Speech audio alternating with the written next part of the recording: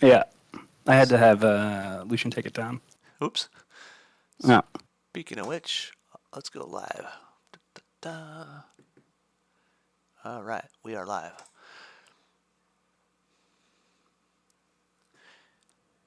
And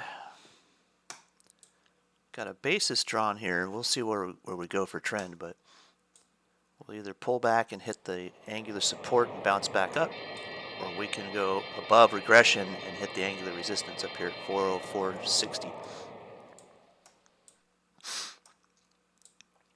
That's a sluggish open. Yeah. And maybe HEAR breaking out is a sign. You just need a cheap headset. I'm kidding. Yeah. No, I mean, you never know, man. I mean, the thing is that another thing I could have done is just got a headset with a USB connector instead of a 3.5. But Right. live and learn. So I'm going to agree with Chris on this too, and that's the other thing is Albrook's system is great, but it does have a lot of moving parts. There's a lot to pay attention to, and that's kind of what I would say is the biggest difference between him and I, is that I try to keep it as simple as possible because simple is fast. Like the more moving parts I add to a 5-second chart, there's no way in hell I'd be able to trade it. But if I can just simplify things to where I can just literally draw a few lines and have a target, I don't have to really think about anything. I can just act. All right, broke that trend line here. We're at angular support from this little trend here. We'll see if we hold. That would be the third tap on support though, so if it does break, it'll shoot for retracement down to about 403.50.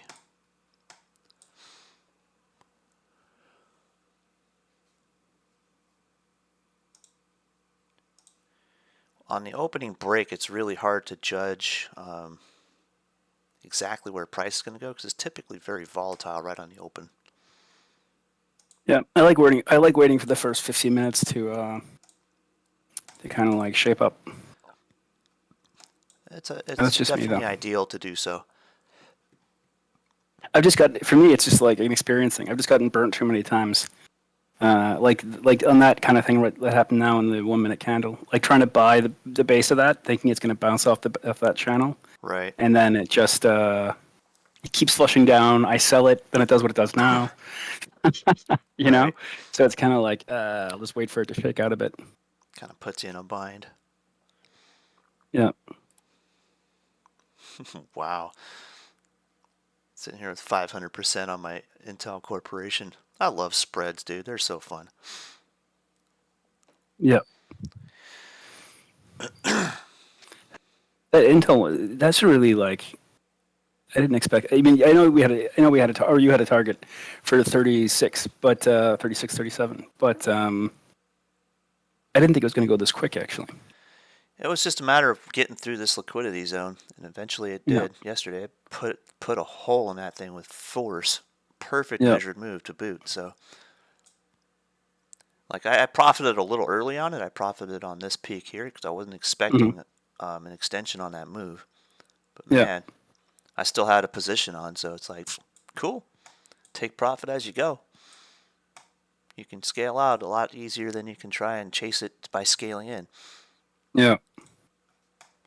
Plus, I've been rotating the short leg on this spread since March 15th, so I mean, it's been quite lucrative Oh wow. already. It's paid for itself like 4 times over already. Oh wow.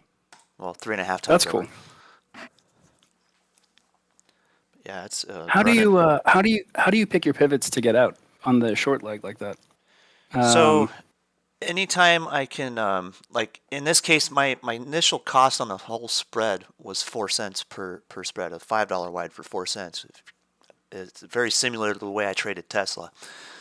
mhm. And the effective way to do it is the short leg I had sold for initially it was 6 cents, and the difference between a short leg and a long leg was 4 cents, and I bought it back to close it for 1 cent, and then waited for it to become more valuable again, sold it again for 4 cents, and then again bought it back for 1 cent. And the last one I did, I was able to sell it for 5 cents and then buy it back at 2 cents, and then I still Yeah. have the debit spread in. So I was able to swing trade the short leg while maintaining a long position on it, which is pretty Yeah, cool. that is pretty cool. So a lot of people tend to trade options and spreads as just buy and sell. So buy to enter and sell to exit. Where if you just instead be able to adjust it, you can still keep a dog in the fight or money in the trade without having to worry about taking a loss because you can profit on just the adjustments. And boy, you can profit greatly because now that thing's pushing 600%. So, Wow, man. but I mean, initial risk is 4 cents, and the number I'm displaying on my position is gonna label initial risk. So Yeah, up from 4 cents. I'm actually looking at more like almost 1,000% if you include everything I've made just swing trading the short leg. that's insane, dude. It really is crazy. I don't know why I never. I would say for the millionth time, it just makes me think I need to get into options. And I'm just gonna go grab a glass of water. I'll be back in 2 seconds. Sure. It's just a matter of the same old adage. It's not what you trade, it's how you trade it. So it's like there's many different ways to take on this market, and learning how to adapt an options trade rather than just buy it or open it and close it. It's a game changer, dude. I mean, you can do so much with that. All right, coming out of the channel here, we just broke support. There's your 1 minute 200 for target 1, 403.66, and then target 2 is down here at 403.60 or 403.50. That would be a retrace of this pattern. And that can probably get us our first 5-second fan line right through here. Hey, man. Hey. That would make this our expansion line. Right about there. And of course regression. Right to that wick.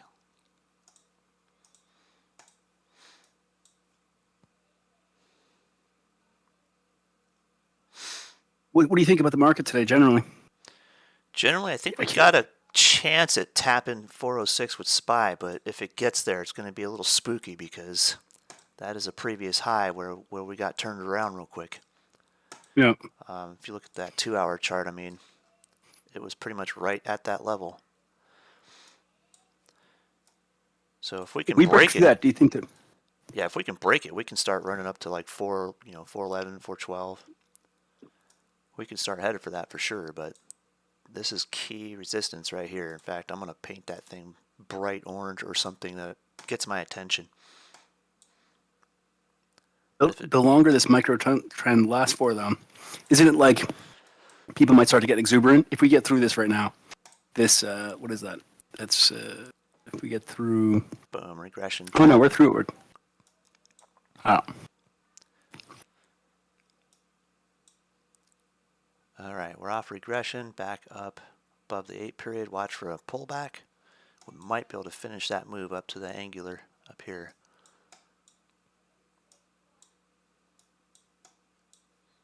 There we go. Pullback was a wick and a hammer. Bam. And anytime you draw an expansion channel like this, or any kind of megaphone, wedge, whatever you want to call it, always know where your subdivisions are. Because that was a quick wick right through it and bam, pullback. Not saying the trend won't push through it, but this is where you're going to see some price reaction. There was your second chance to take profit on that, but we can still follow through. So what do you when it hits that middle regression line? Do you expect it to make an attempt through, or what's your experience that it mostly like if it's going to break through to the upper expansion line, then usually it retests the bottom first after testing the midpoint, or do you think it more? Do you see? I think you get what I'm trying to get at. It's just It's like it gives you kind of magnets or targets or bumpers, as some people would call them. So you can expect price to do something there, whether it prints a bar through it and breaks through it, or it rejects it with, you got the wick out of it, but you got a full body that's up against it here. and then Mhm. the next one just touched it and broke. So Yeah.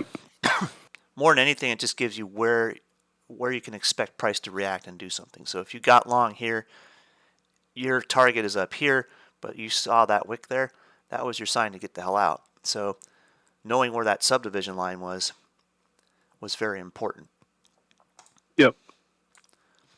Now we're back off regression. We're going to take one more shot. I think we'll get right to this level before we turn around, 403.70. That's the other thing you can look for is control zone. So there's a control bar there, even though it's a 5-second chart. There's a tiny area of control right here. Bam, wicked over. Yeah. The wick touched the subdivision line and broke. Tell me again how you define control bars. Anytime you see a big Doji's bar and a trend, everywhere. big bar and trend. Yep. That was also for everybody's sake. That was fast, man. Look at this. Poop.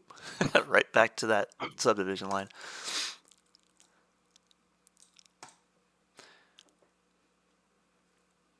Man. And we're starting to develop another angular here. This one's out of play. I'll see if I can borrow it. I'm going to try to make it so I don't lag my chart. Carry That one. Carry him over. Right. I'm just going to drag them along, adjust them as I go. Makes more sense. Yeah. Damn. If I can sit here and manipulate the damn thing. There we go. There's a fan line here now.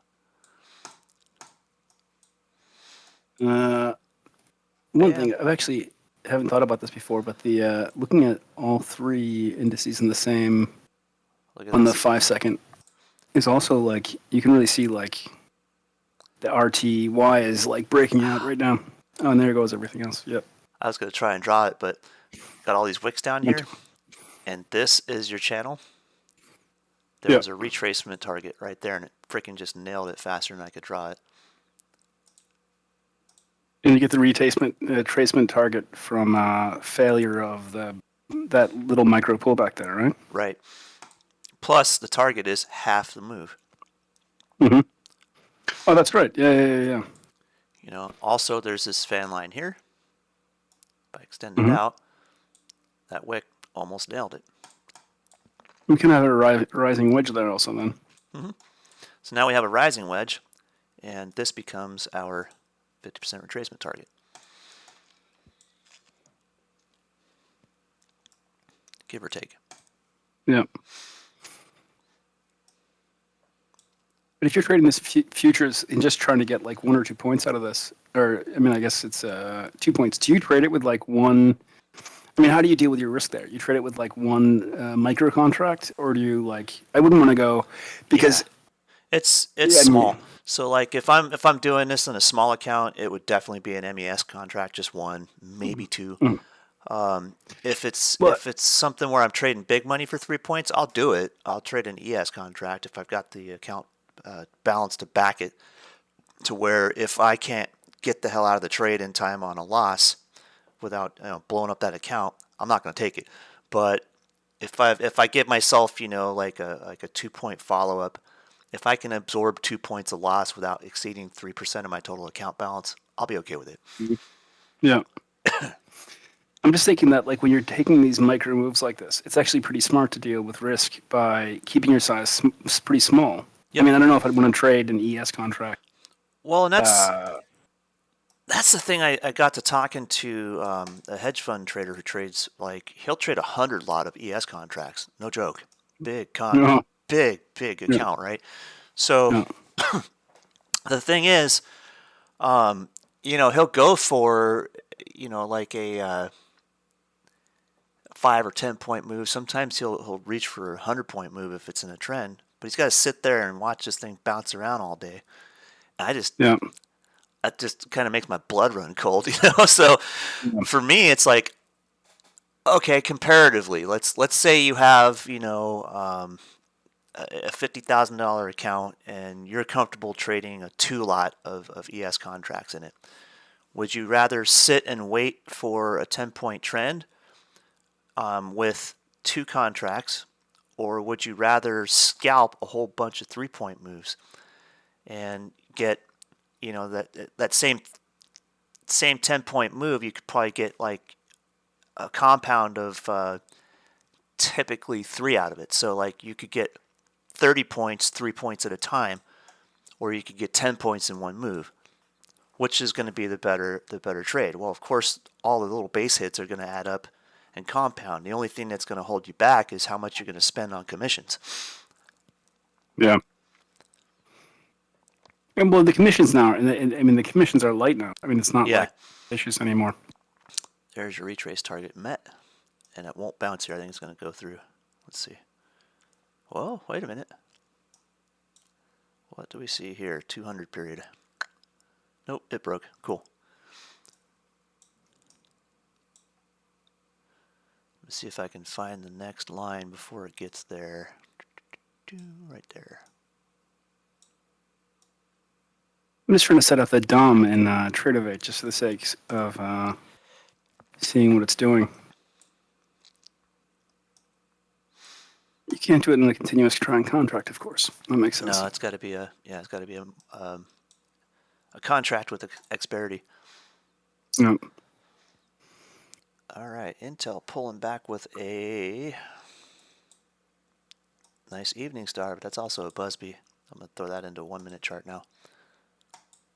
Tweezer bottom. You sound much better today, Cass. Really Oh, clear. good stuff. I don't know. It's still messed up with the stream though, because when it goes to YouTube, I could set it up so that it sounds good on Discord, but there's still something broken because I can't get it to stream to two destinations or whatever it's called, and keep the quality. Yep. So we're likely to come back to this trend line, test it. If we get follow through, it'll pull up above the 20 period. You can see it highlighted here. And test the 8 period one more time as it breaks, and then continue on up to this retracement line. So we got a pretty good shot at hitting up here at about 404 after a pullback. And I think we just finished it right there. All right, come back here. Let's see what we get. There was a question in there. Is TradingView better than Interactive Brokers? I think so. I used Interactive Brokers a long time ago, and I thought they were kind of. I didn't like them at all. I think Ricardo uses TradingView to control his Interactive Brokers account, if I'm not mistaken. Yeah, you can do that also, of course. I think it costs though, right? I think you need to pay like an additional like $20 a month or something. Yeah, it definitely costs. All right, there's your 8 period retrace on, or a test on the 1 minute chart with that wick. Here's your little micro bull flag, and your measured move expectation would actually take you to 404 exactly. Let's see if it breaks over or breaks out. Testing at 200.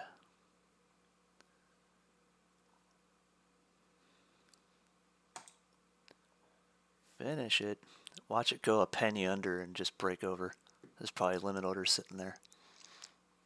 Yeah. What are we at now? We're at. Yep. So the extension would be 403.98 from previous high right here in the wick. Mm-hmm. Almost. Oftentimes when you have a perfect target at a round number, they'll flip it a penny under, or a whole 10 points under on the ES, or sorry, a whole 1 point under.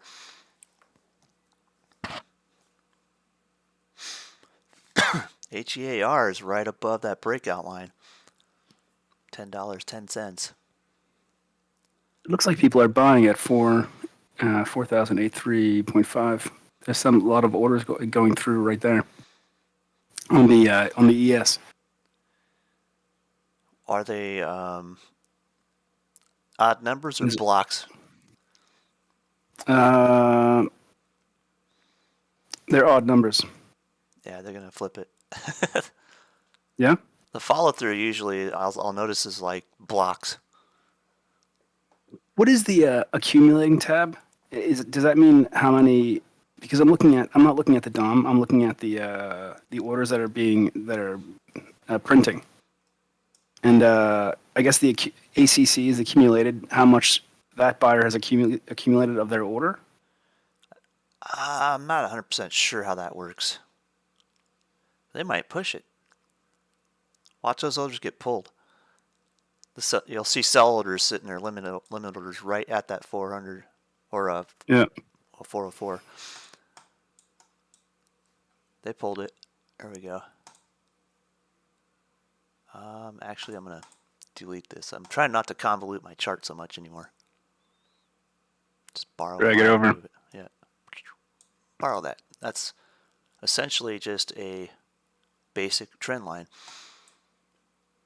Nothing really fancy about that one, but it gives you a quick target just above 400. If it breaks, that becomes a subdivision line, and you can say this would be the root, same root as the original trend line. Then you go up to here as your touch points. That's your extension. It's a little bit higher than we normally see, but if we get a quick bar, usually like if we have like some sort of really quick buying action take place, it'll wick right up to that bar. So if it breaks this with a bunch of force, it'll snap right up there. Otherwise, this is a point of control, and you can see that it's rejected it 3 times. We're likely to pull back. There's your pullback line, half the trend. Well, actually, it's down here.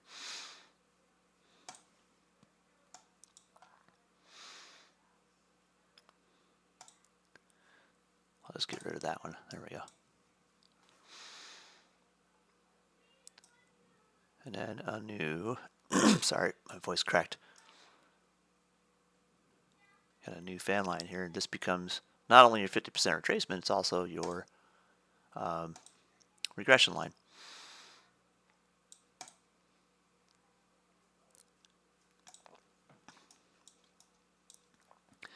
So this is wicky and hard to trade for most people trying to whack a 1 and 5 minute chart. But so far we've been all over it with a 5-second chart. Try that on a 5-minute chart. Yeah, you got a little wedge here. It's certainly tradable in range. But I mean, how would you do that on a 5-minute chart? This is the part where somebody who's waiting for a better setup would just wait. They wouldn't be messing with this. But we can. Yeah, that's what happens to me. I do a lot of waiting. I don't mind it so much though. I think waiting is I like the expression all things come to those who wait. Yeah. Well, as a great artist goes by the name of Tom Petty would say, the waiting is the hardest part. Yeah. Without a doubt, man.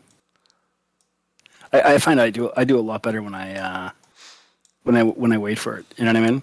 That's just for me. We might tap the lower line here. Hang on. If this doesn't hold a double bottom here and break out, it'll break down as a bear flag and run right to this guy. 403.50. Yeah, we have a longer trend line on the. What is that? That's on the 5 minute, I guess. That just got broke.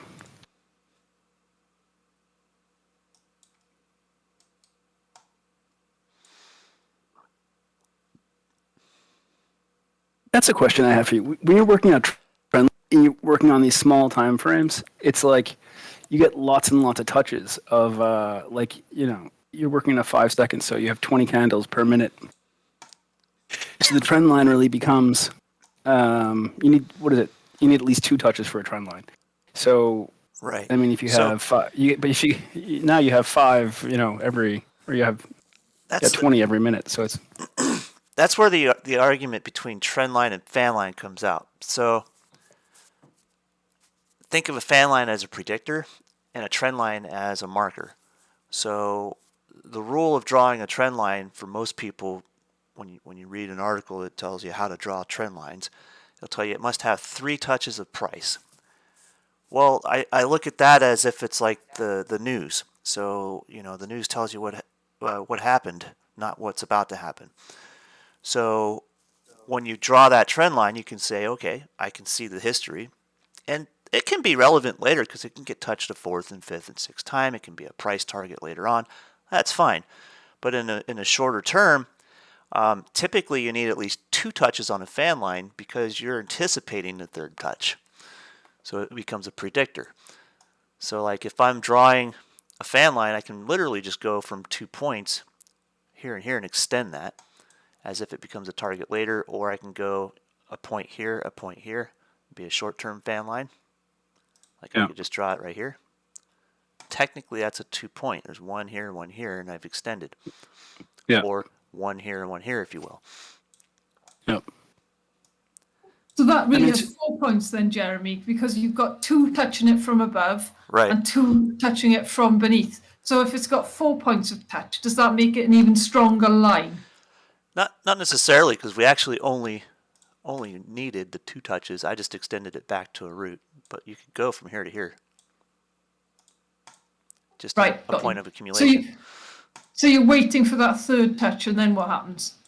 What's your expectation, sorry? So the anticipation is if we can hold the regression line, which is here, and we can bounce up, the expected price target is going to be off this extension, which is right up here. Thank you. Yep. So it only needs 2 touches, but you know I tend to draw them from a root, so I'll go back and figure out what the rest of the trend is. Because the same thing I said as for your classic trend line has to have 3 touches, it can still be a price target later. Yeah, but I'm just looking at that line. When you first drew it, it had 2 touches with an expected price target for the third touch. But when you take it back to the root, you get 4 touches on it. Right. So I'm just saying it almost confirms it then. It doesn't make it like a stronger indicator, but it confirms that line has more weight to it. Right. It has a little bit more gravity to it, if you will. Yeah, that's a good way of putting it. Thank you. And then we can go off of this. Let's see here. And this is a weird one where I draw them like this.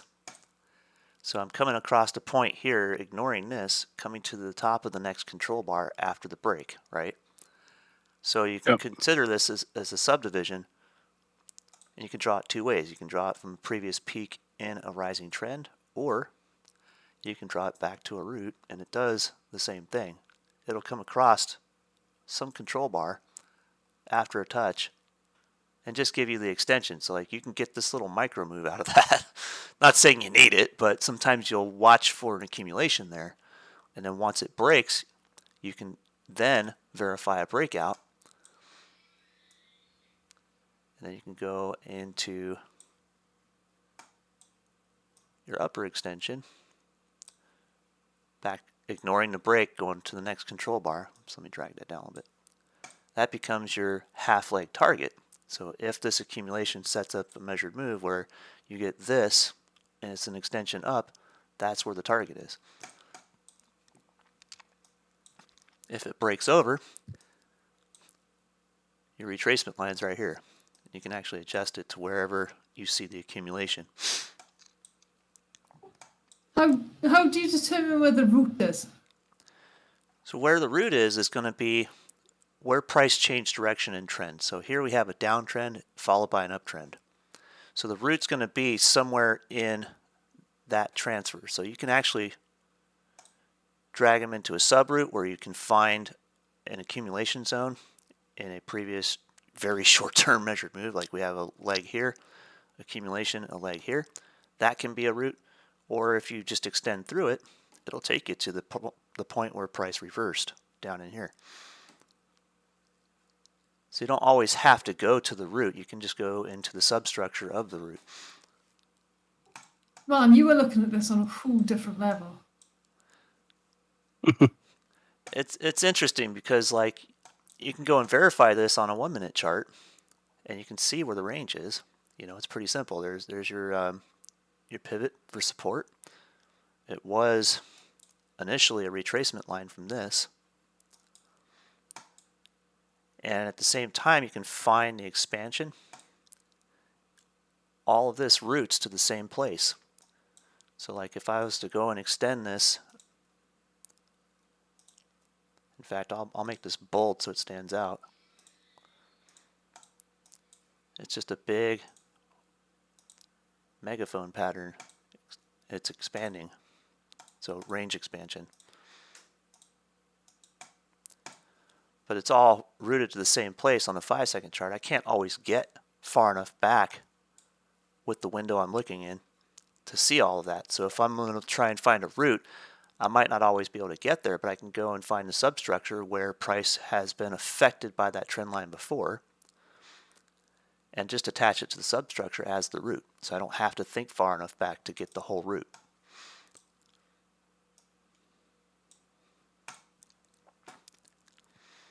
I wonder if you can more accurately, when you're looking at a short time frame like this, Bam. I suppose you can see, what gets reflected better is these large order blocks. You know what I mean?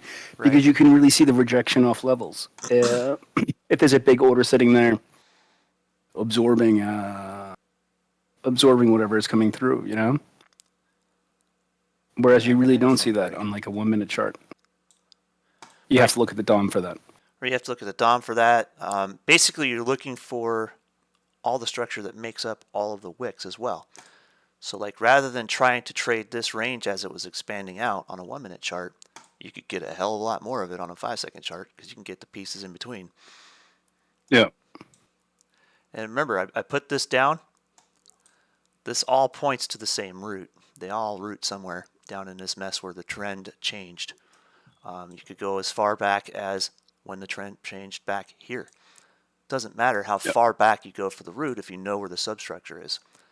And then this was our control bar from the breakover right here. So I attached it to the top of that control bar and ran it out. And look, we found the quick target of this wick. Have you ever looked? I know I've spoken about it a few times. This ICT trader. One of the things he talks about a lot is this change in market structure. So when you're saying this, it has me looking at what you're doing and thinking, I wonder if the root is a change of market character. Like if you were to like look at it the same way as when order blocks are being changed direction, basically, you know? Right. From the way you're talking about it, it seems like it could be the same thing.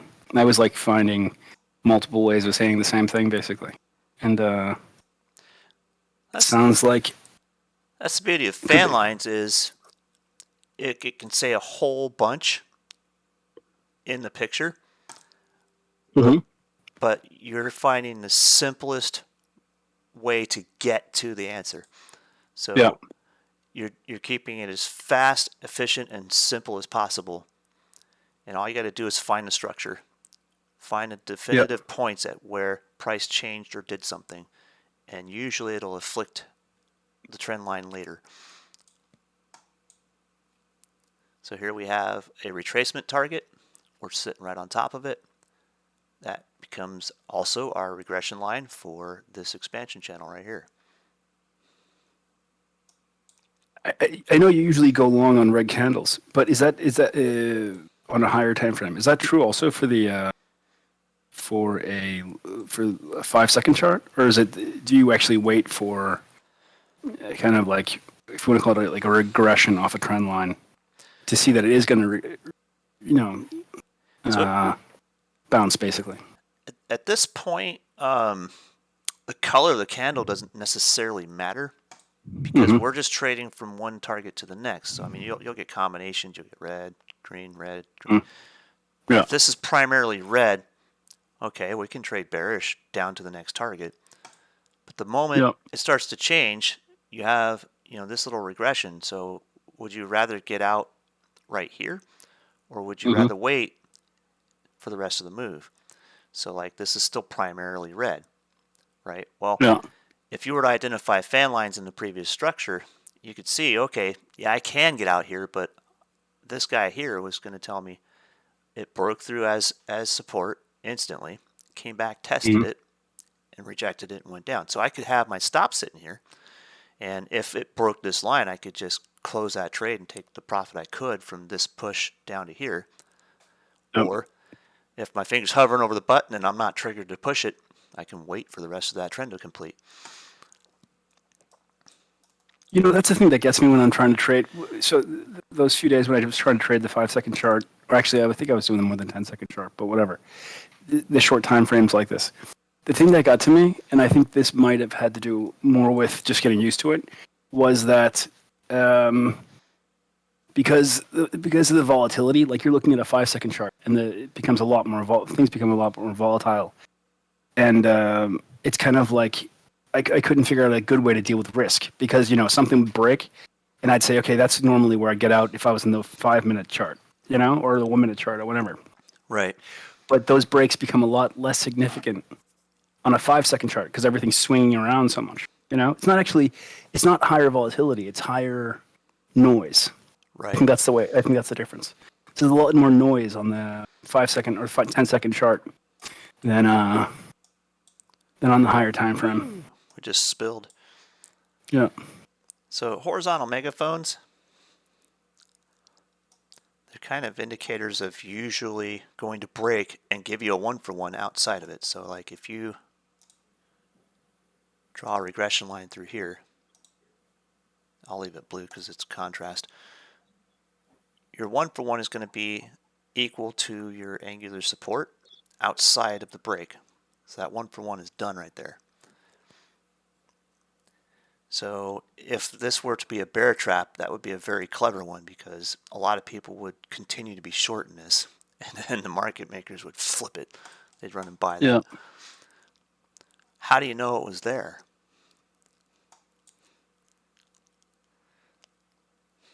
Was that you asking me, or was it? I'm still waiting for you. Whenever you see any kind of range expansion, know that eventually this channel, treat it like a channel. It's eventually going to break, and when it does, you get a measured move outside of it. But how do you know where that target is? Well, you can take and you can't draw it fast enough to see it, but I'm going to show you. You can take and draw one block, drag it outside the channel, and get about your measured move on the break. It's like you could capture that. Staying in it later, if it gets you a 2-for-1, it's as simple as moving the block down. If you're going to stay short, the extension would be down here.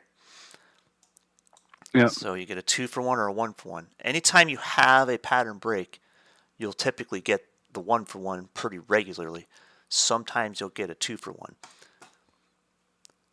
And this is where that 5-second chart really shines because now you can go and grab a little bit more data. You can find the inflection point up here, and eventually you can draw an angle down to where the extension would be. Yeah.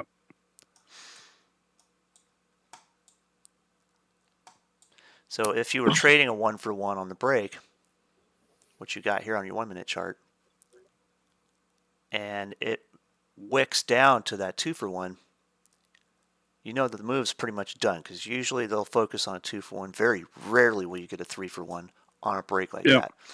3-for-1s are typically in trend. So like if you have a measured move with like where you get the 1.5 legs, so you get a measured move that has a division.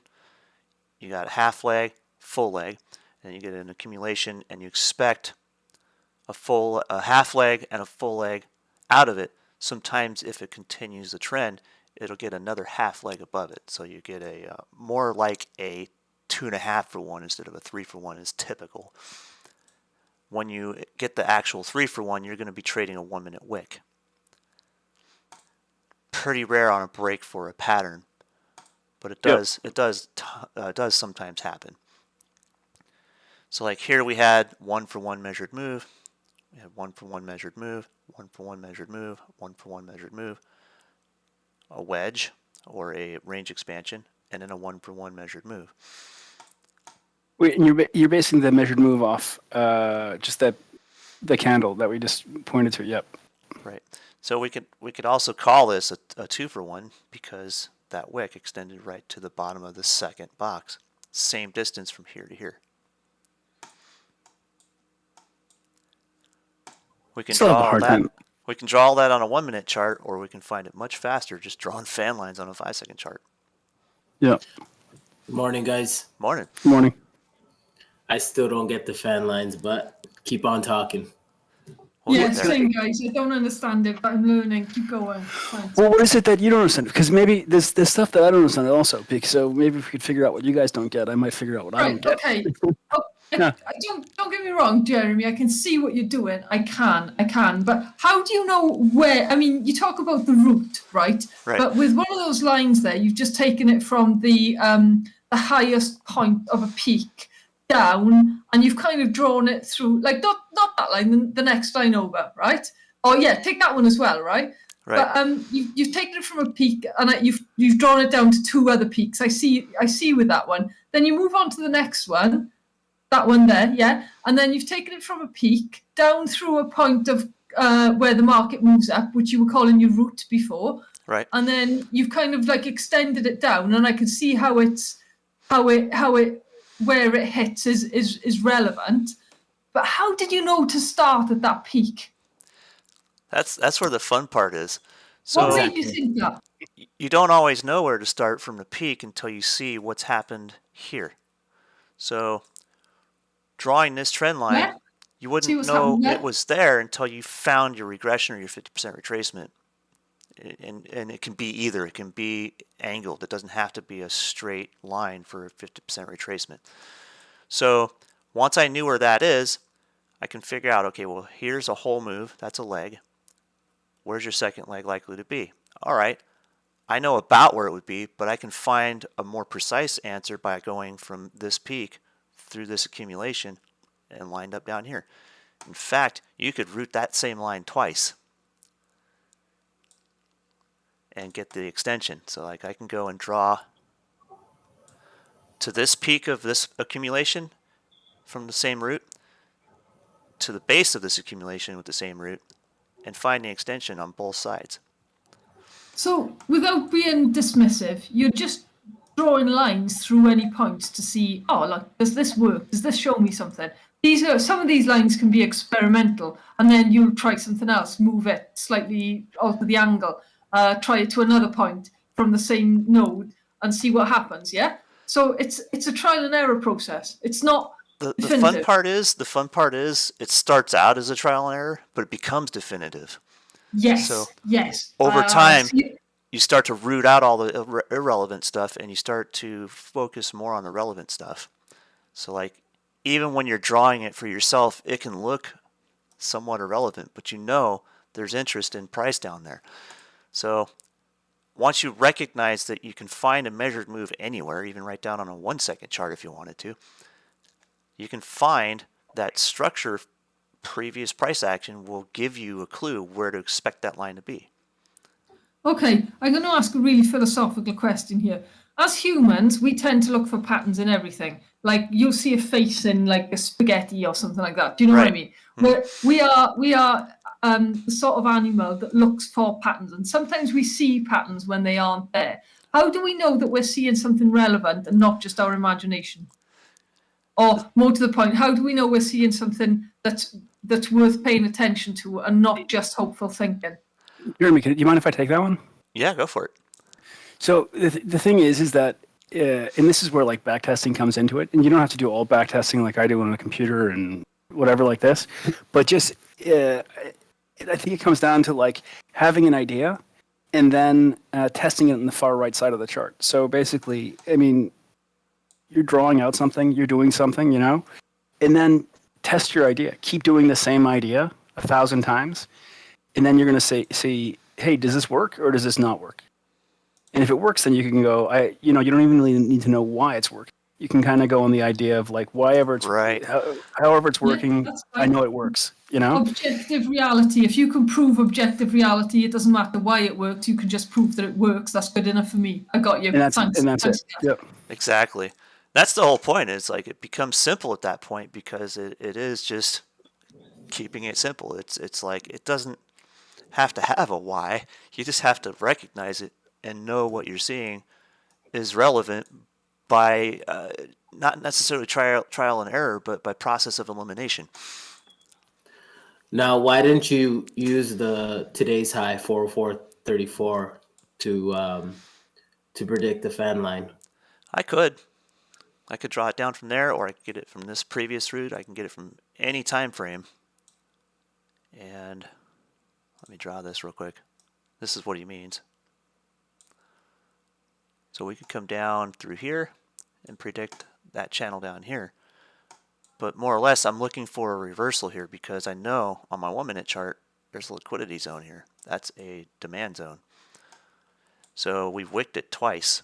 We're coming back through the 403 pivot.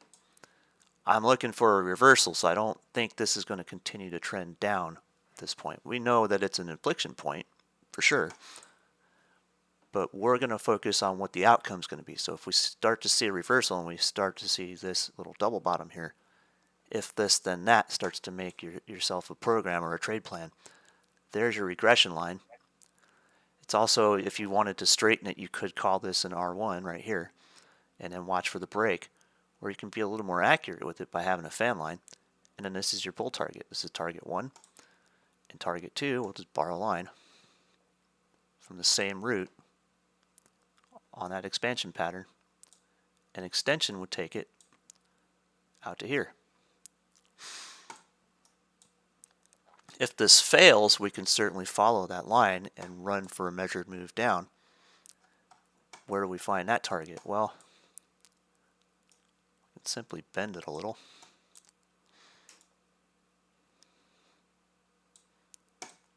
We can find a measured move leg down, and then this becomes your regression. So whichever side this breaks, you've got all of the previous indication of where it can go, and you can just predict and trade from one to the other.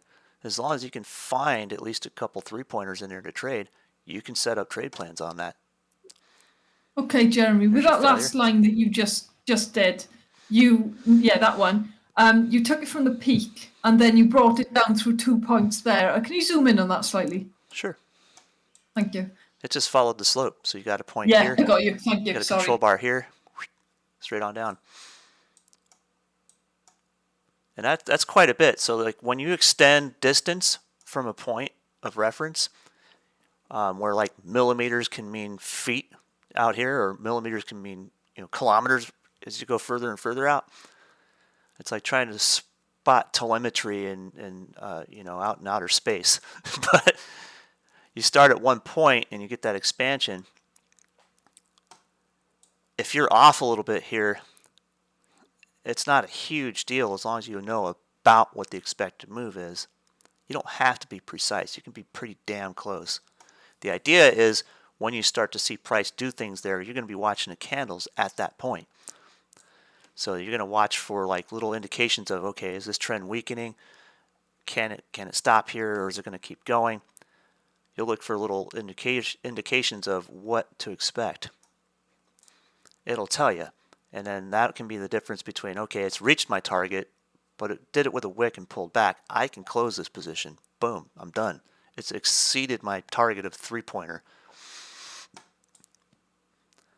So it's like horseshoes and hand grenades. You don't have to be dead on to take it out. You can be very close, and that's good enough.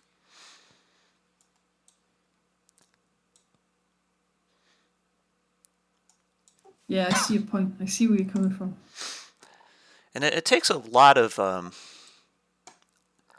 what I would say to anybody.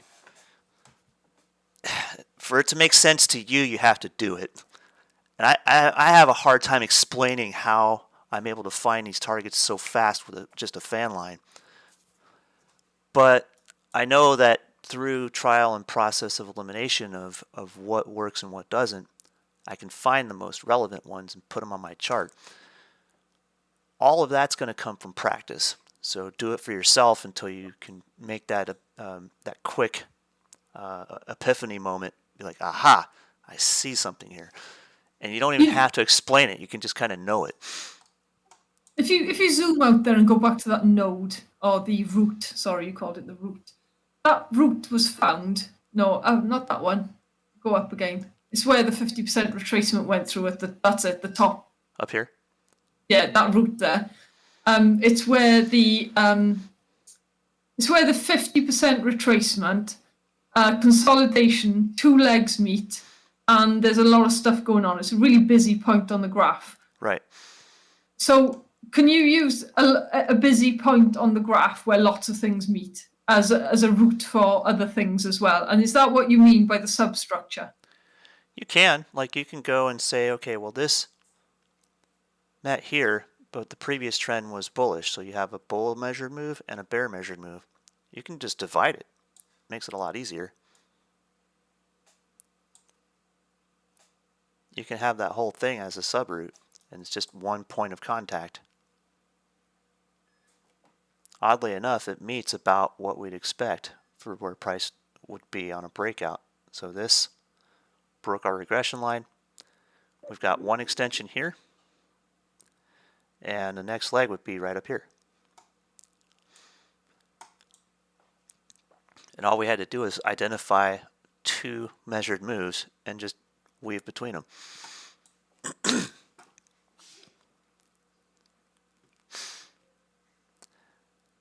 It gets to be where you can make it a lot more confusing than it needs to be, but the idea is just to be simple so that you can be fast.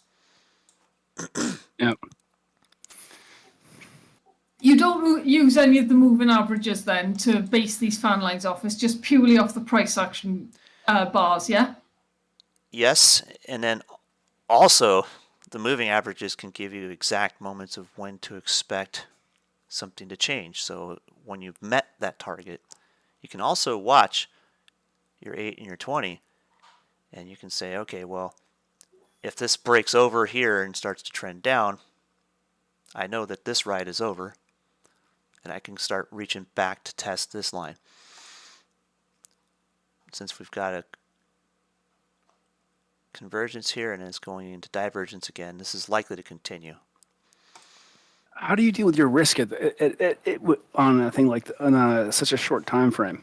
Like, I know that like on a 1 minute or a 5 minute, I can deal with risk pretty effectively by, buying as close to support as I can, and then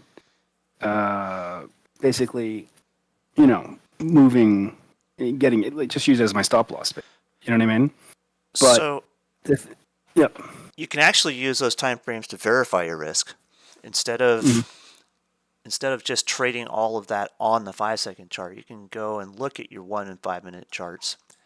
It's like, okay, well, I know I can absorb these wicks. I can get pretty close just trading a 1 minute chart, but I know I can take a little bit further by watching that 5-second chart for exactly when to buy this. So I'm looking at buying this bounce. I can have a much more accurate feel for where my risk is. And then I can go and take that risk to the 5-second chart and trade it effectively, a few bars at a time. So, I mean, basically, you could have, just to think about risk levels, you know what I mean? That's one of the things that I'm trying to concentrate a lot on, dealing with risk, And so when I'm looking at your charts and thinking about how I could deal with risk in my kind of way, you know what I mean? It would have been taking that candle break, or the white line that you have as a trend line on your second chart. Not that one, the one below it, sorry. The one that ends at about 3.9. This one. No, on the 5-second. Oh, yeah. You could have traded the break. You could have traded the break of the white line, basically. Yeah. And I mean, that would have given you, what does it look like? It looks like about $1 of risk. It breaks below the line, I'm out. If it stays above the line, I'm in. Right. And then move your stop loss as you're going. Or take your target from the 1 minute. I mean, in that But case, I can just hover over the flatten button. I can just flat out that whole move without having to even think about market orders. Just boom, tap the button, be done. Yeah. Also, I can see about where this channel is right here. It's about your 50% line. Yeah. And verify where I would like to get out of this trend. And look. But so you don't do a lot of thinking about like 2-to-1 risk reward and stuff like that. I mean, you kind of just work with the trend and then. I'm thinking that I start with 1-to-1 risk to reward. And if it's going to continue to trend, and I'm very certain of that trend, I can then guarantee myself a 1-to-1, and if I can see it start to pick one line and cross the other, I can then take advantage of the 2-for-1. But I've started from a 1-for-1, so if it's beyond my expectations of a 1-for-1, great. I can ride that trend until it breaks a 2-for-1, sometimes even a 3-for-1. Yeah. Knowing where the best place to get in is going to be clutch, and being able to identify those with just simple fan lines on a 5-second chart, it's going to be ideal, because then I can go and I can ride that trend wherever I want on the 1-minute chart or the 5-minute chart, depending on which one I'm using for verifying. And I can use both. Oh yeah, I mean you can keep your. I mean, if you, in the 5-second chart, you can obviously keep your risk. I mean, you can keep it to half a handle or half a dollar or whatever. Right. It's like now we've changed regression lines.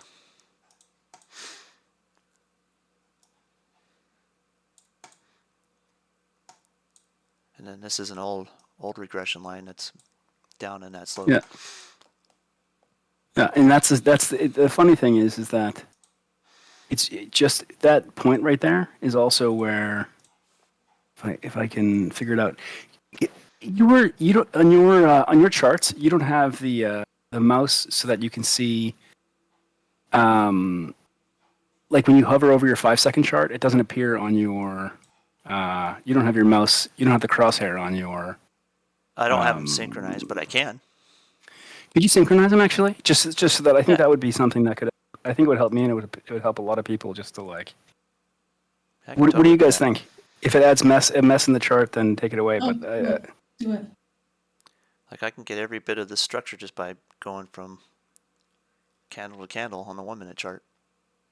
yeah. So how would you look at this? I mean, I look at this as a regression off that, as it's going to bounce off that 50% line there. Right. So the 50% line on the 1-minute chart bounced off. This is also a regression line. So if we're looking for a 1-to-1 from here, we're looking for the break to extend up here to 404. Boom. Yeah. Yeah. And, so you basically would have been go long at that point. right. Go long at the break on the DOM, basically. You would have had to do it because that would have been too fast to trade Yeah. with a market order. Here's the kicker. So we've accumulated under that regression line, and then we crossed above the 8 period right here, and then there's your sign right there, that hammer right on the 8 period as it crosses the 20. You could have got that if you're stinking quick. Yeah. I'm not that quick. I just know I'm not that fast. I'm not like there's too. I mean, I could say I'm that quick, but I'm not. I mean, I know that I have too. There's too much like. You'd have to be zoned way in. That hammer faked me out. Oh, did it? Yeah. And then here's your extension. Yeah. Right to that fan line. And the other part of this first target, our previous megaphone pattern here, right here. Mm-hmm. Second target, the regression line of that megaphone pattern. And that's simple fans. They're both there. Yeah. Sorry, the regression line from a megaphone pattern means you bisect the megaphone, don't you? You cut it in half. Yep. Yeah. And anytime you have any sort of channel, whether it's a megaphone, a wedge, reverse wedge, whatever you want to call it, doesn't matter. If you identify any price channel, whether it's just straight across or a megaphone where it's expanding, sometimes you'll get a compression line. Same thing. You just bisect it. I'm back in 30 seconds. I'm just getting another glass of water. Sure. So we got 1-for-1 down here to here. Done. Now we're exceeding it. Watch out, because this is where a lot of people will sit there and sell into strength. And that was also a previous retracement line. In fact, this one, when I first drew it, was actually back here. I just dragged it over and extended it. Why did you drag it over? I saw the same pattern here was here. So I just sort of borrowed it and dragged it over. I got you. Well, look, from this route through these two peaks, we found our target. Before you go anywhere, why did you use that as a route? It's just the bottom of a measured move, yeah? So why is that the root all of a sudden? So when we identified that price was down here, we knew about where the angular was from the angular support from this root down to here. We knew where the breakover point was. We then identified where the regression line was, running this route. So we wanted to figure out where the price target would be if it went and 1-for-1 to cross that regression line. And all we had to do was start at the same point that we started the first two lines and just extend. If you wanted to, you could have just ran these two lines and bisected them as well. It's the same. Why did you choose that point as the root? What's so special about that? From to me, what that looks like a low point of a downward channel. Yeah, okay. There's a line going. Yeah. So- Why did you choose that as a route? It's first an accumulation. So like here's your trend, there's your accumulation, and didn't quite get a full 1-for-1 out of that for a measured move, but you got a half leg here. And when we accumulated here, I looked back at the 1-minute chart and realized, hey, there's liquidity here. This is a demand zone. There'll be some buyers here. So if it holds this support, we can expect a reversal, and we were looking for a reversal. So once we identified one line through here, we found a target for the breakover point of the reversal. And then we identified the regression line when we started seeing this trend accumulate here, right? So once we identified that regression line, it was just simple to find the measured move expectation, the 1-for-1, but you can verify it by starting at the root. So we went backwards. We knew about where the 1-for-1 would be, and we could start fanning this line out, and you'll probably notice when I was doing it, I was playing with it, trying to figure out about where this would be the bisecting line.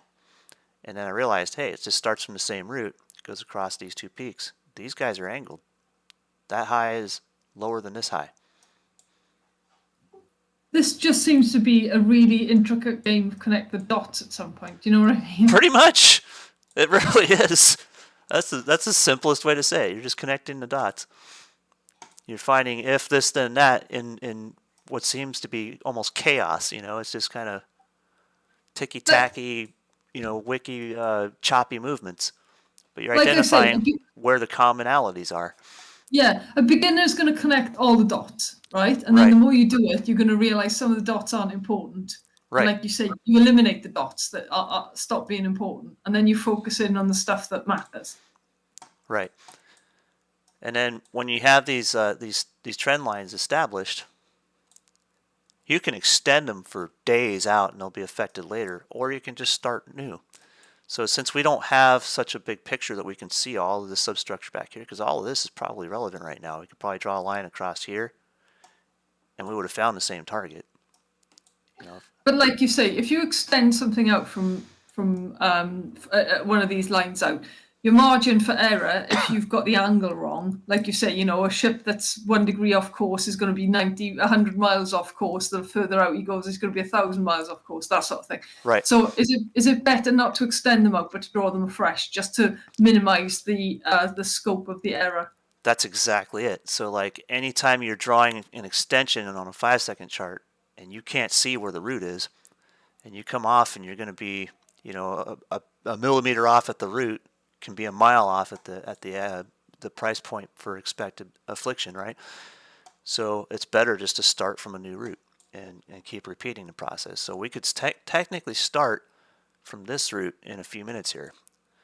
So we could actually just borrow When this. you say this root, go on. Where are you determining the root is here now? Let me see if I get it. So Why is price spent some time there accumulating.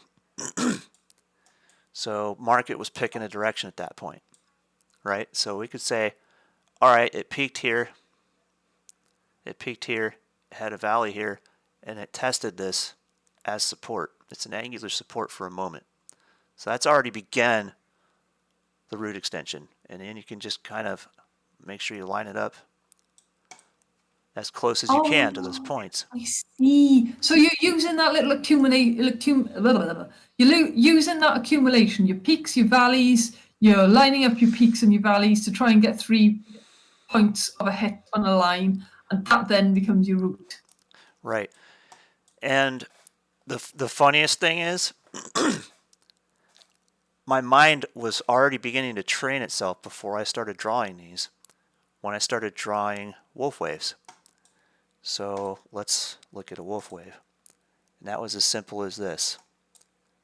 You have your first low, and then you usually will draw a line through your second high. So this is a high, this is a high, right? So it's the same as drawing a wolf wave.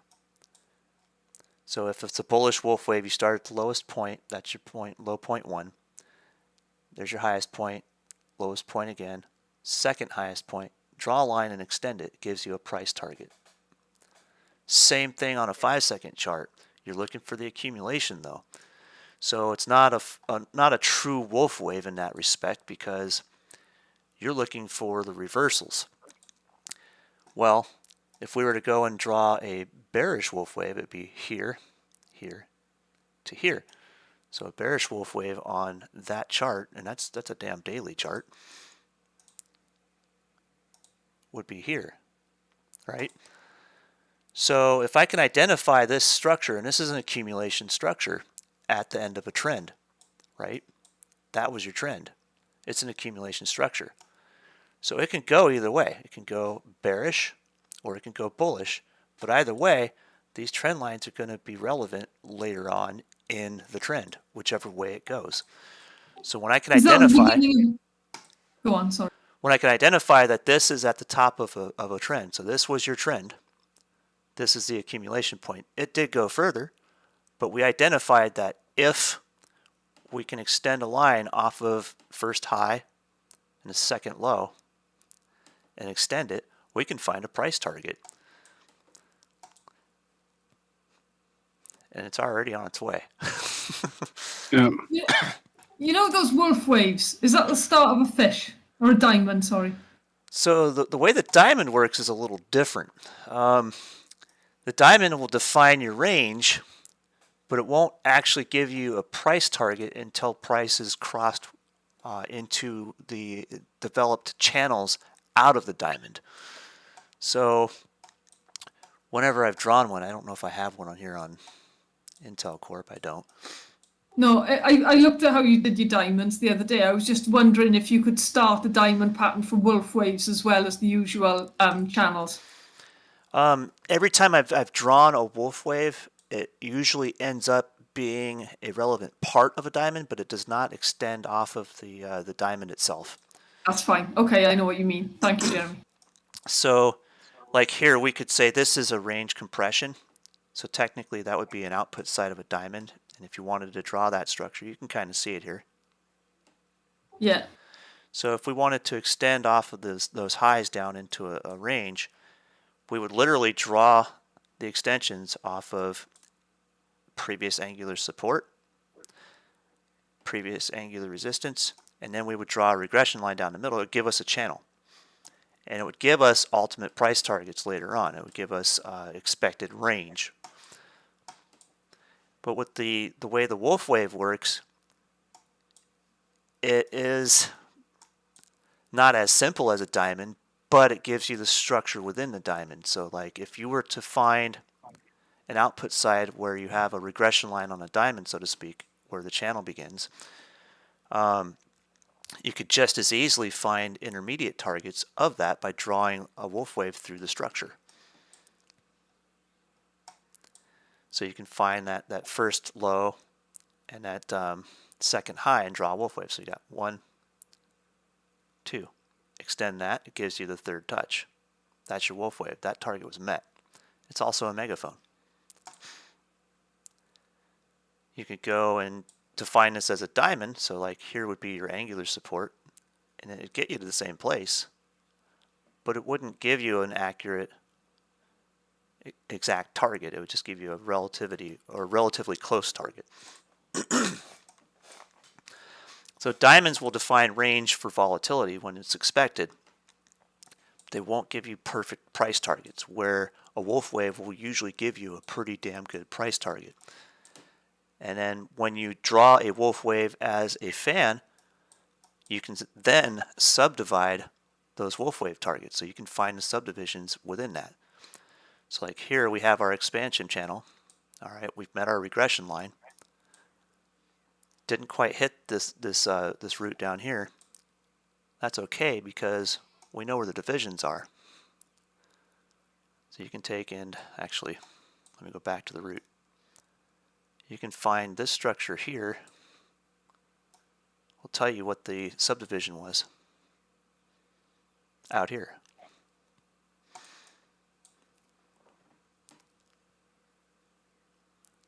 That's awesome, man. So that angle from this root at the base of this trend told you all of that. Can you zoom into that route, please, so I can see how you've just done that? Thank you. Sorry, I'm ordering around your own graph here. And this is kind of terrible. I didn't actually grab the No, right no, zoom in, zoom in. That's a lot of information. I'm starting to like your style more, Jeremy. I'm So sorry. in actuality, you could draw this down through here from the original route. No, no, go back to where you were. I can see where you were going with that, because if you put it to, it was coming off that 50% retracement line. Was that pink one there? Pink one. White one, whatever it is. Oh, this one. That one. Yeah. That one was our previous regression line for Yeah, this. that's right. That's right. So it's coming off the previous regression line. Go back to the root. Sorry, I'm ordering around. That's okay. I don't mind at all. This is Yeah. how answers are found. Zoom in again to the root. There we are. So where it started there, right? Okay, you had the opposite of an accumulation, a decumulation, where it all went red. You Right. had the previous regression line. You had you've got it lined up there, kind of with the other accumulation. So there's 3 points being hit, and you Right. can kind of see that that's a root. And then, like you say, you can take it even further back to another route, and it holds a trend again. Yeah, Right. So I like can see what you see. I can take this all the way back to pre-market or even yesterday's Yes, price steady action on. and find it. Or I can go and draw off the big structure. I can go from here to here, straight through here. It comes across there. It would hit here, here, and here. Yeah, but going back to the route and how you set the route up, you can zoom into your route again. You've got two routes there. You've got where it hits the fifth, where you've got those two lines. You've got that one, and you've got the other one. No, the other one again. You've got three lines then. You've got two blue ones and a pink one. Yeah, so you've got Right. that one, and they both count as routes. So you've got two blue lines with two different routes. Right. And in But reality, you can extend. now that yeah. we're extended in the middle of that range, this would technically be your angular support instead of your regression line. And this would be your regression line. Yeah, yeah. Swapping them around and sort of like what's the word I'm looking for? You know when you restrict something and you expand it, it's like you're restricting and expanding it by moving the lines above. And what was the previous resistance becomes your regression because you've moved it 2 steps up. Right. Like an accordion almost, you know? Right. Because I need to jump off for a second. Yeah, man. Yeah, sorry. All right. I'm like crossing my legs and doing the dance here, so I'm gonna go let some coffee out. I'll Yeah, be right sorry, back. Jeremy, I've been Quite all yapping right. today. Sorry, mate. No, this is good. This is what being a community is all about. You ask questions and answers are found. That's what is great. Is those answers are for everybody. I'll be right back. Yeah, cool.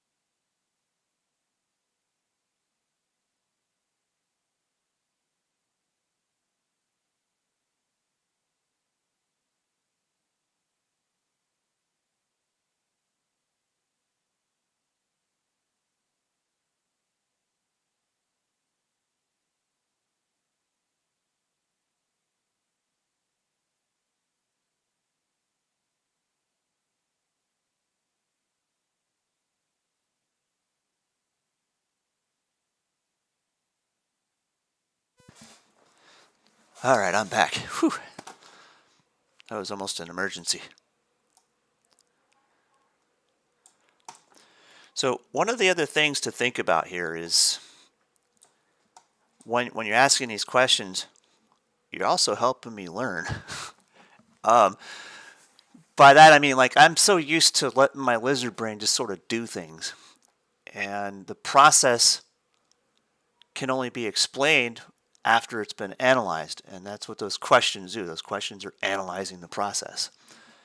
So when I'm drawing these things, I can just instinctively see them and draw them and know them. I don't have to think about all the details. But if I'm to teach that to someone else, I have to know all those details. That's what's great about being questioned in this stuff, is it forces me to examine the details. That way we can all learn it, we can all trade it, we can all teach it. Always happen to ask questions, but I need to time my questions and not ask you first thing and just do it when it's a bit quieter, you know? No. Like I say, the problem is I got work to do and I really have to do my project. Right. But yeah, I can see what you're doing now with these fan lines. It's like, it's almost like any node could start off these fan lines, but you've got to know which nodes have weight and gravity to them, Right. like you say. And then it's applying one existing analysis strategy to another and then combining them to come up with answers to the root. So I'm taking a strategy that is explained in the Wolf Wave strategy, and I'm combining it with really short time frames and developing fan lines from it, because the Wolf Wave can give you a very good definition of where to expect price to go, but it's not going to always be dead on, and sometimes price will take and react to a division of that expected target. That's why it's great to have a regression line and an upper range and a lower range starting from the same root. So I can find the Wolf Wave in this. So like here we have 1, 2, 3, 4. So low to second high. Extend that out. Then we can go and divide that by seeing the substructure in that. We can start from second, low, high, low, up off for our division line, and then we can go the other route, low to break, and extend that out and find all the subdivisions of that Wolf Wave within those fan lines from the same root. Go back to that low to break part where you were setting up the node in the substructure again. Zoom in. So you were talking about like from that low to the break. Point out the break to me. So we found the break by identifying first low, there's your second low, to third low. That's where the angle began. There's your break. Ah, so where it doesn't hit a low, but it's still, obviously there's still price action going on. It powers through it and then it's a break. I see what you mean now, sorry, yeah.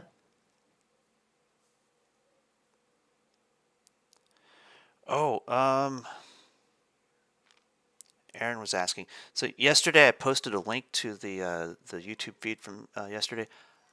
I accidentally had the audio muted in the first, like, gosh, I think it was like 30 or 40 minutes. Someone commented on the live section saying, "Hey, no audio." But I did eventually turn the audio on, and we got a lot of good stuff after the audio was turned on. So just zoom ahead in that yesterday's stream, and you'll find the audio. Yeah, I did look at it. I wasn't going to say anything, but yeah, I had for some reason I had hit the mute button on it. I can't remember why, but there was a method somewhere in there. All right, here's another root break. So then this old line here, we can set this up as another root. We can come off of this low to this low and fan out here and find prices right there. So we could literally just borrow this line, drop, whoops.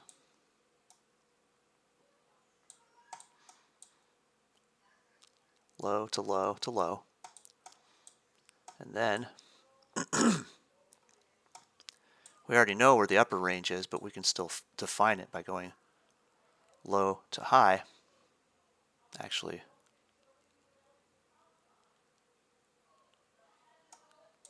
this is a weird one. We would have to go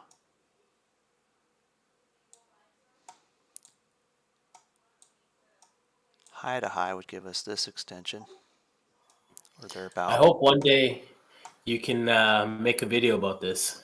Yeah, I got to put a lot in writing to do that, and I'm getting buried in writing, but I think I can actually have a lot more to process and essentially externalize in that writing when I start to pick up my price action book again.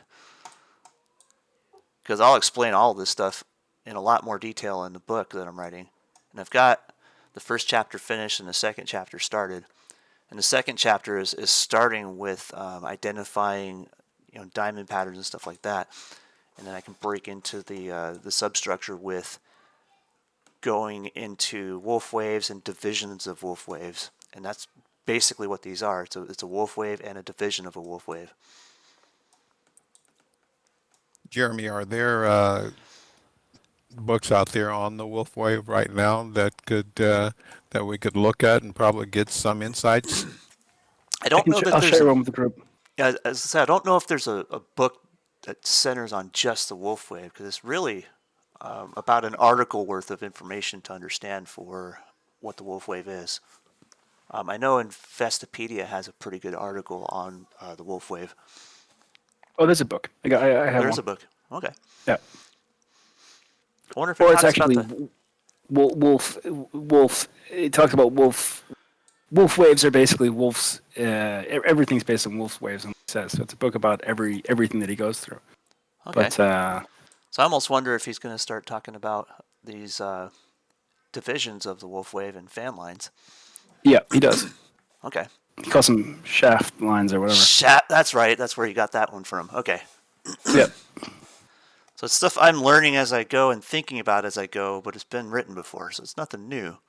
But I'm approaching it in a way that's probably a lot shorter time frame than they would examine. Cass, do you have a reference for that one, Cass? No, I'll post the book in the group. Thank you, sir. Good stuff. I'm gonna have to read that one too, so I can. Can I ask a quick question there, Jeremy, about your top left-hand graph with SPY? Sure. You see you've got the root there of those three blue lines? Yeah, those three blue lines are at a high at about 10, 20. Can you see that little mini high that where three of those blue lines they stem from? That's clearly a root, yeah? Why didn't you choose the next high? Or why didn't you choose the high before? Why that one? That one was the first highest high after the trend. So this was the trend. This was the first highest high after the trend, and then it did peak higher. So I found the angular extension off of those two highs within that accumulation. Then drew through it. Right. Right through. So, It comes to the top of this bar here. It comes to the top of this peak here. It all identifies. So there's another high there where it accumulates again, and you get that first big high in that second accumulation. Could you use that as a root as well? You could. You could instead of drawing it from the same root, I could go to here. No, the next high after that, and there's in the Oh, this in the guy up green, here. Yeah. You could. I mean, it would give you this extension. So like you could then take that right across here. But could you use that high as a root? And if not, why not? Why wouldn't you choose that one? You could for later. So For later. if we did get an additional bullish measured move out of this trend on our 1 minute chart, because we're accumulating here, we're under a key pivot, we're accumulating into a wedge. So if we get a bullish measured move, here's your first leg. So your 1-to-1 would be somewhere up here around 4.0, 4.75 to almost 4.05.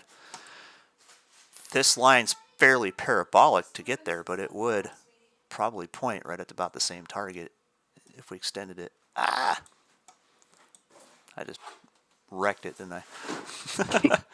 Sorry. For some reason, it doesn't give me exactly the center of the bubble when I go to click on it with my mouse. So like we could extend that up here. And hell, that would even hit 406, but that is quite parabolic. That's if it got super volatile and made some really big bars out of this. That takes us all the way through the top of our supply zone and right to that key 406 pivot. It's a bit steep. It's not impossible.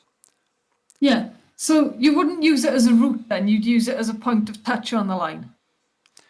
Yeah, I mean, it's a point of possibility later on. So like you Right. could technically use it as a route and then just extend it out.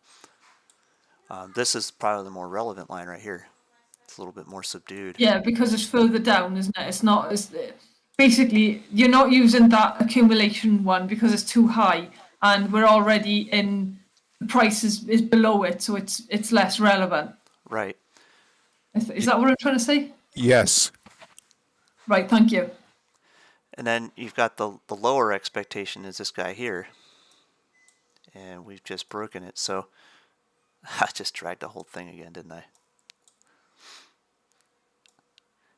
I think when I go to grab the center of the dot, the chart moves over one click. So by the time I hit the button, I'm over here. Now you're using Webull for charting here, right? Is that correct, Jeremy? Yeah. I like it because it's so easy to draw on Webull. Like I can draw really fast and efficiently on Webull. Whereas like TradingView, or not TradingView, TradeStation, I got to go through 3 steps just to get a damn line. Here I can just go click here and I got one, you know. Once I've established that that's the main menu. Whereas with most other brokers, I'd have to go through the drop down, and then I have to go select from the drop down what I want to use. And by the time I'm done with that, it's 2 extra steps.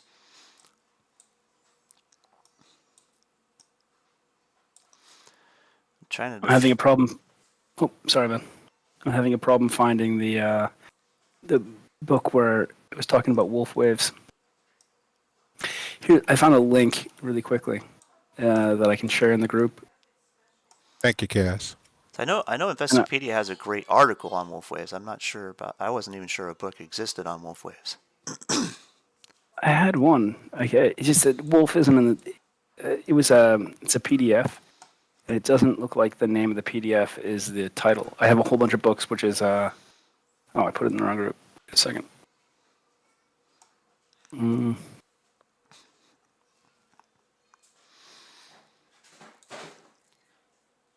So that's the bullish wolf wave, and then there's also a bearish wolf wave, which is just the inverse of a bullish wolf wave. They're the same thing.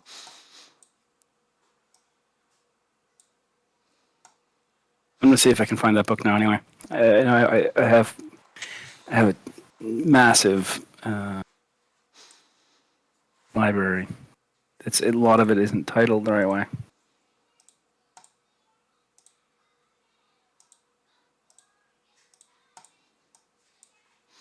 It's used in forex trading, right? A lot. Yeah, like price action. I get that a lot of those articles are written based on forex trading, but it's all just price action, plain and simple. It's all still just price action. I'm glad you cleared that up because, yeah, that's what I've run across. It seems to be always Forex focused, but you would think that that would be the case. It would transition over to whatever type of trading you're doing. Right. Yeah, it's all the same price action. So it's like whether you're trading, forex, or you're trading currency pairs, or you're trading commodities or whatever. It's all price action. All of it. Well, a lot of stuff has been taken from a lot of stuff comes up in forex trading first, and then it gets pulled into trading equities and futures and stuff like that. I think it seems like forex is the place where people come up with new stuff first. A lot of the time, Right. forex trading is a lot bigger than. If you look at the trade volumes in forex compared to equities and futures and stuff like that, it's not even forex dwarfs it. It's Right. Forex is just know, it's insane how much capital gets moved. I almost see that as an evolutionary process because for the longest time, forex has been higher volatility than equities and even ETFs in most cases, and let alone indexes. So everything you can learn that takes place and is described on a much faster time frame or lower time frame is typically going to be written about Forex 10, 15 years ago. And the stuff we're seeing today, all of that really high speed volatility and price action trading on shorter time frames is taking place in the equities and ETF markets and indexes now. So if you try to find, rapid day trading information that was written in that vintage and apply it to now, you wouldn't find it based on equities or even indexes. It's all the same information no matter what time frame you're trading, but you wouldn't find anything that's rooted in that time frame for the article on what you're reading. No. But you do with Forex. Excellent information today. Thank you, Jeremy. I got to get going. No problem, man. Go ahead, Thanks for man. joining us. Take care, guys. You too. Good one, Ricardo. Take care, sir.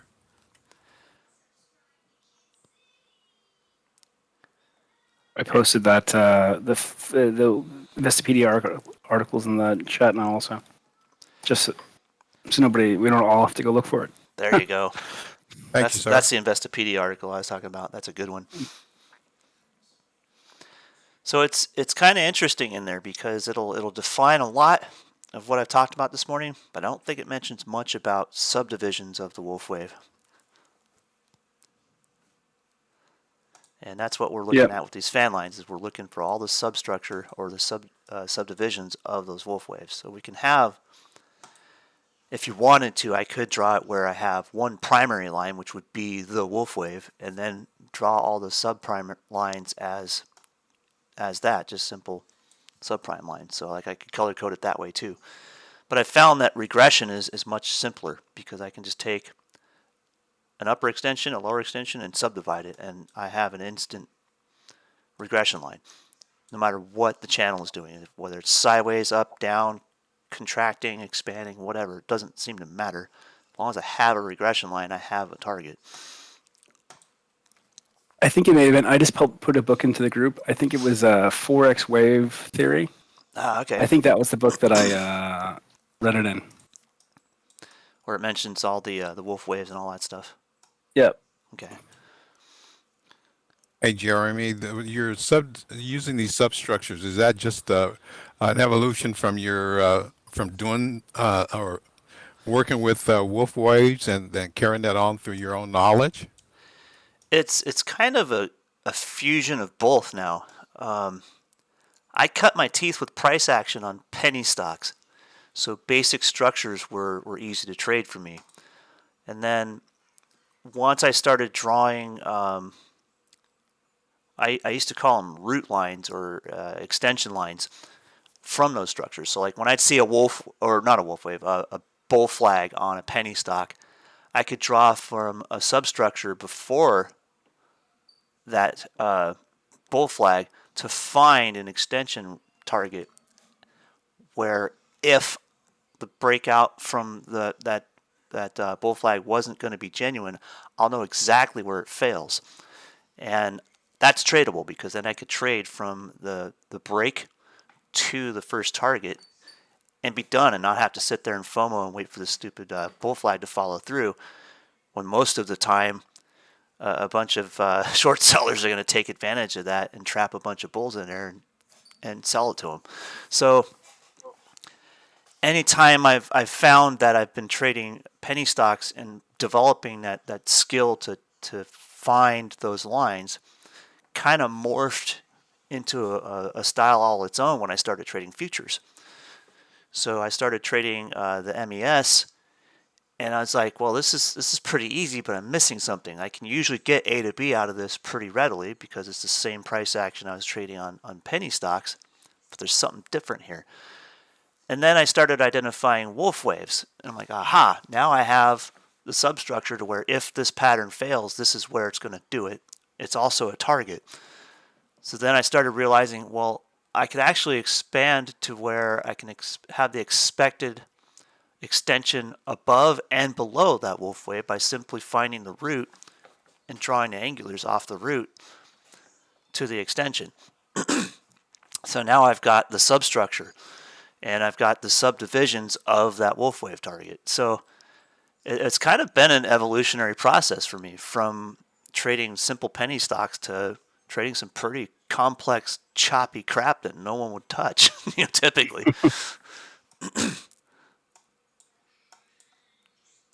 And it's just enveloped into this ability to trade in a very choppy market with really high success for what it is. I mean, I've even been kind of in contact with some, institutional traders who have been doing this for decades, and I'm showing them some of this stuff, and they're like, "How did you get here? Where did you come from?" It's like, humble. That's where I come from. So, Yeah. God, look how messy this chart is already. It's pretty incredible the trough that you can get into, man. I mean, and get out with your skin still on. Right. It's I've had a harder time with that. It's this chop usually it's hard for me. It's difficult for anybody. It's not just you. Yeah. There's a lot of people who would look at this and be like, "Huh? What the hell are you doing with that? How the hell did you make money there?" Yeah. I can see what you're doing, Jeremy, because like before we were working with like horizontal lines with like pivot points and lines and all that. And all you're doing is you're taking that to the next dimension and doing it with trends instead of price points. Right. So I can see where you're heading with it. It's just knowing where to start with these damn routes, Right. And it's essentially an evolution from that. So like I can go and draw pivot points and control bars all day long just with horizontal lines, no problem. But I can get all the in between action by drawing the angulars, drawing the fan lines, drawing the root out from wolf waves and all the subdivisions within. I can get it a lot faster, and I can thus trade it a lot more efficiently. I don't have to sit there and wait through drawdown for the trend to continue. I can trade every little bit of chop within that trend if I choose. How much weight would you put on these lines? I mean, let's say you were trading, like you said, these tiny little increments. Would you just do, would you give it 60, 70%, 50% weighting? How well? That's hard for you to say, isn't it, without knowing what the rest of the trend is and everything, but you're reasonably confident with them, yeah? Reasonably, and then some, because I know that I'm only swinging for little base hits. So my risk reward is quite tight. And as long as I can consistently make a profit from those little base hits, I'm good. Effectively, I don't need to put weight in it because over time, I'm going to come up with a much more efficient and higher amount of captured profit than someone would be if they just started from a point A to point B over a longer time. So you're using this for scalping then? Yeah, I'm just. Oh, brilliant! Thank you. And Yeah, you didn't. And I can do both. You wouldn't, but you wouldn't use this for. I mean, this is for scalping predominantly more than anything else, right? I mean, Right. It's not. Yeah. But I mean, if you had the account size to run like a 10 lot of ES contracts on this stuff, it wouldn't be impossible. This is a strategy that can scale up to any account size. It can start at a $500 account. It can go for a $5 million account and work the same way. You're just changing size. The risk to reward ratio is still the same. The amount of move you're looking for is still the same. It's a scalable strategy is what it is. It's scalping with any account size. Yep. So like when I had that paper account I was messing with, I started with just one contract, went to 2, and at one point I was trading the same structure with 10. And, it was pretty easy to take and double a $50,000 account over and over and over again. Actually, I wanted to ask that. what if it wasn't scalping? What's the contrast? Would be like investing. You're not using this to invest in anything, right? Well, I kind of am with my options trading. So, like when I identified this structure with Intel, for instance, this was a channel, and this was the breakout point, right? So I Yep. identified that channel, and over a longer time frame, I could have a bullish position that I can swing the short leg in and out of, and it's an investment strategy. Effectively, I'm long the company's equity via leverage with a bullish option spread Yeah. that I can swing trade and capture the shorter term price action within that trend that I was expecting to break out. So essentially, I've used that short term price action to pay for my investment in the long term trade. This is the part that I still struggle with. I don't. You had me halfway through that, and the second half I got kind of lost, which is I suppose a lot of people are the same way. So it's combining a scalping strategy with a swing trading strategy. Yeah. And then you can take this whole thing and be like, okay, well, everything I've learned on a 5-second chart or a 1-minute chart is the same on a weekly chart. So I could pick roots out of this and put some fan lines on this just like I would on a 5-second chart. And I could find all these targets pretty easily. So it's just price action on a much grander scale. It's over a lot more time.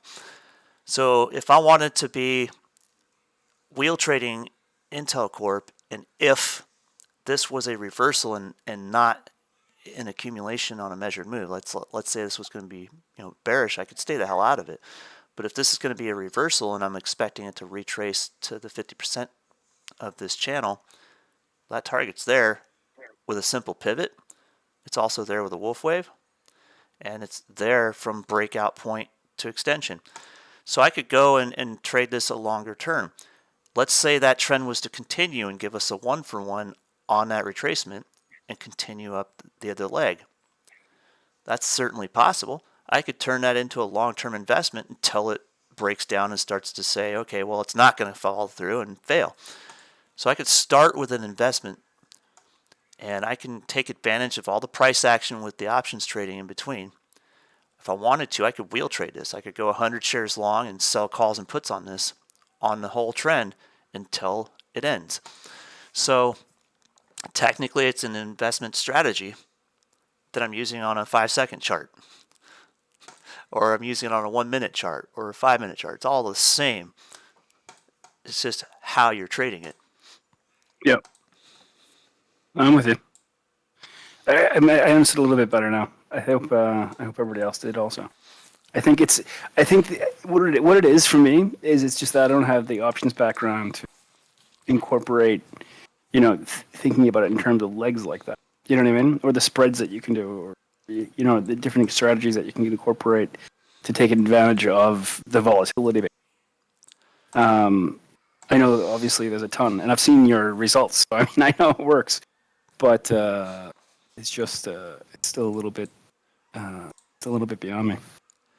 It takes a little reckoning. First you have to simplify everything, and then you can get into the complex stuff. Yeah.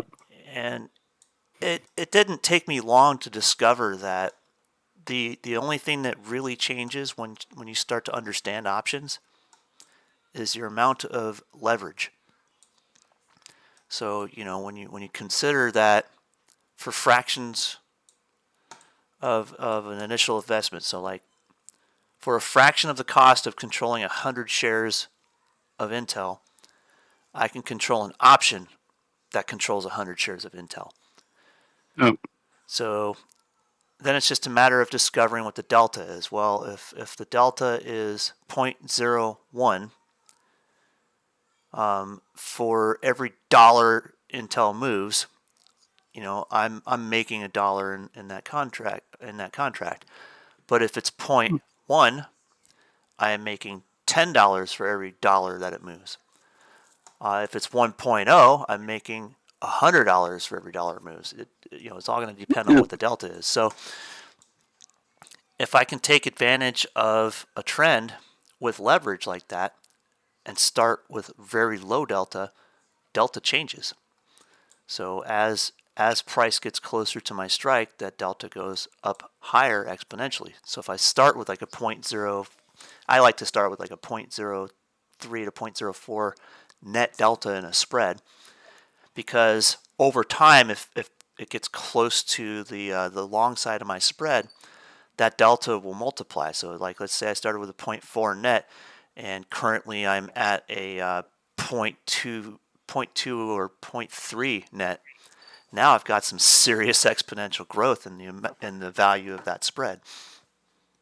That's why I can swing these, 4, 6, 12, 1,500% returns, because I'm starting from very low, and exponentially it's growing.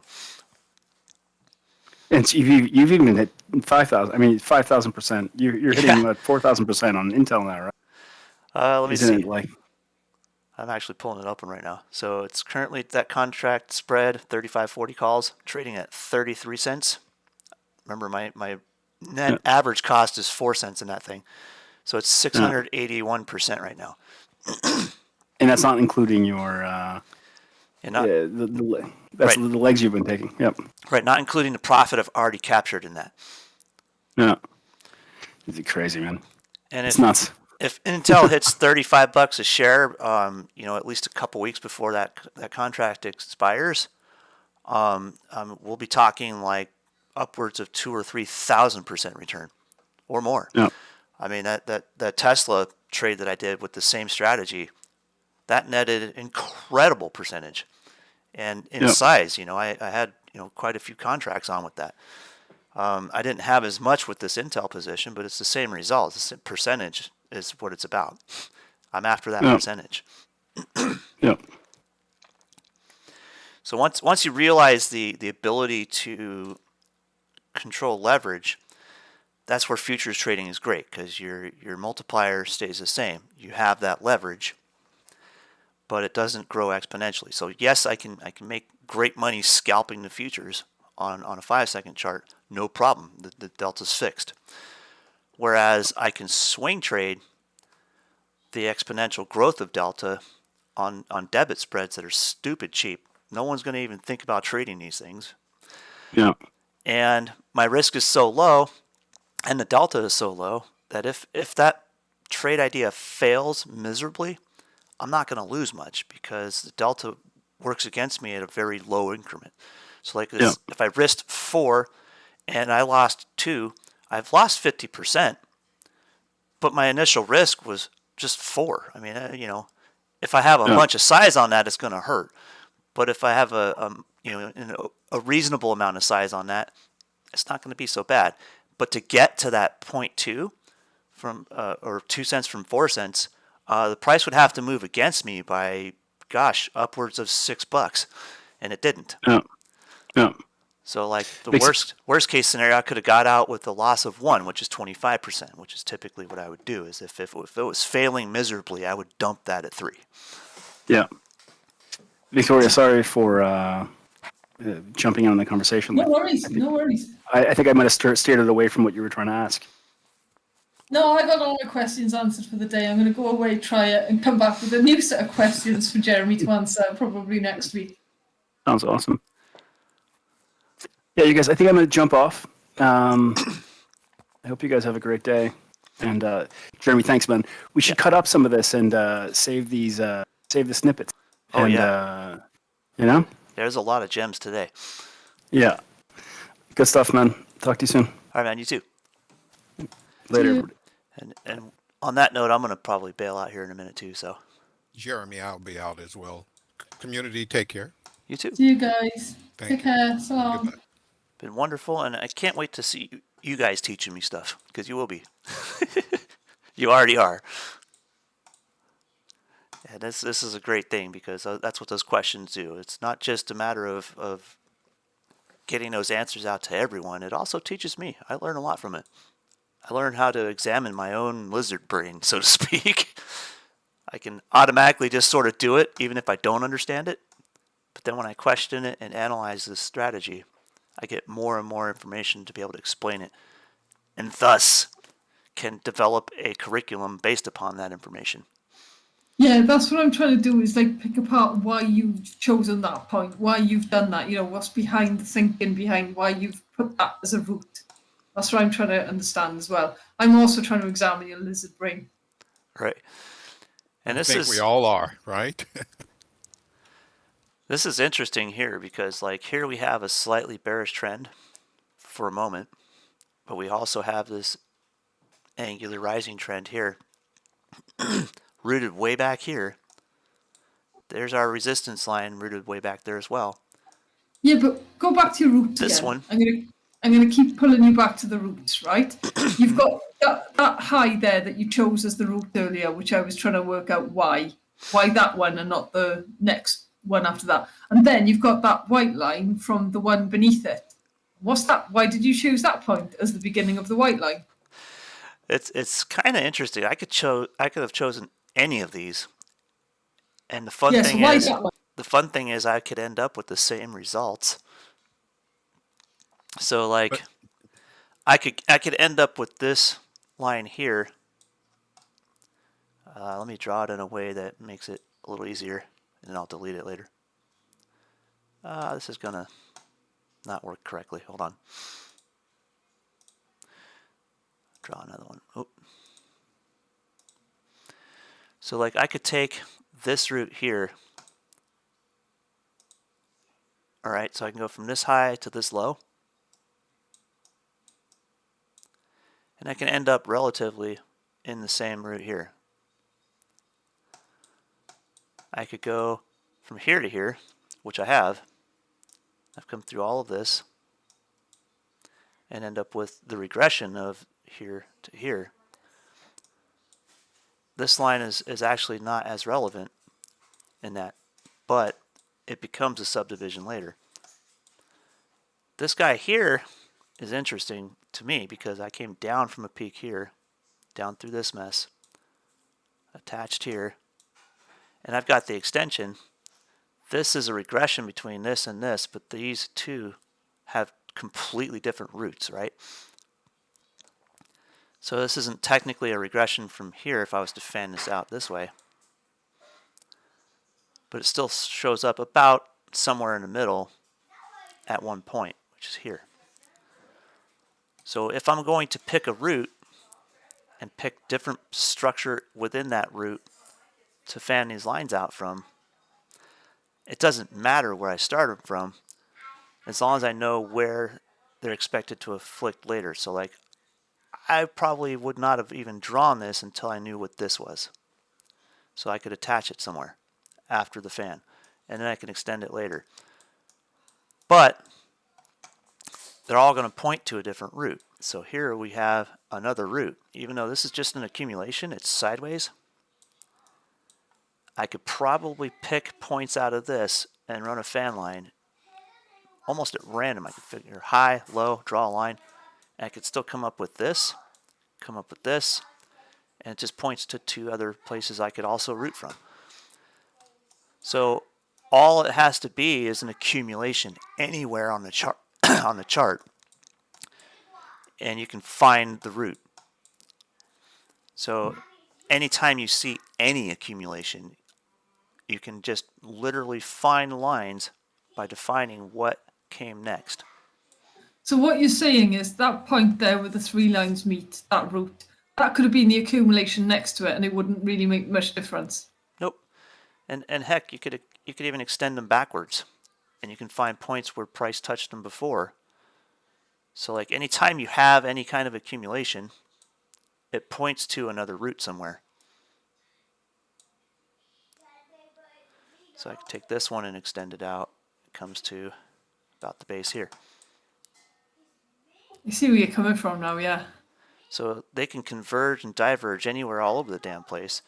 And literally, you can just draw from one to the other, and you can find all of the expected substructure from the output side.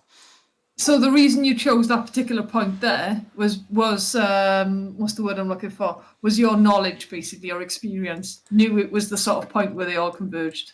Experience for one, And then two, the simplicity was, this was my window space. So all I had was information that fits in this window. So I started here and just picked off all the routes and figured out where I could expect price to go after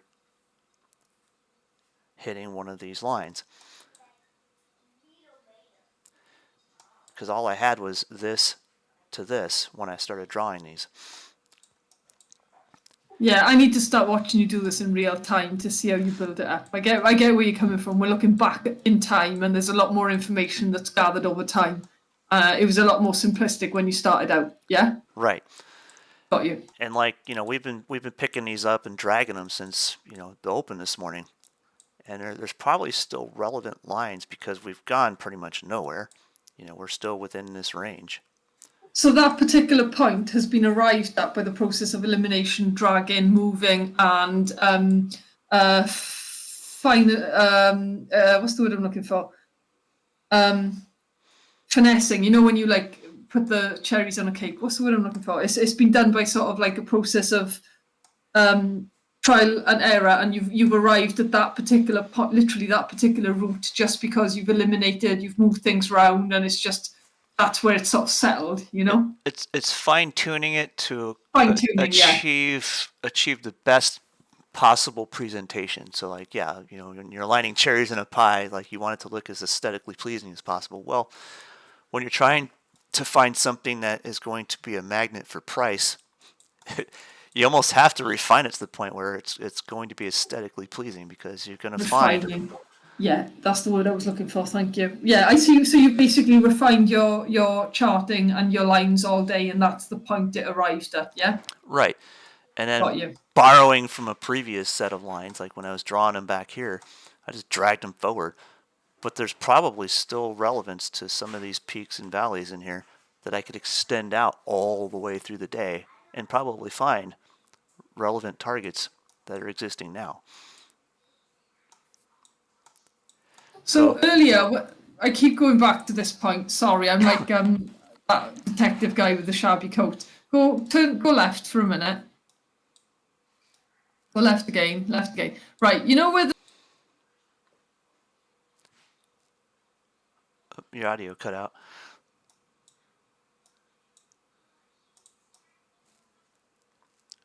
Where'd she go?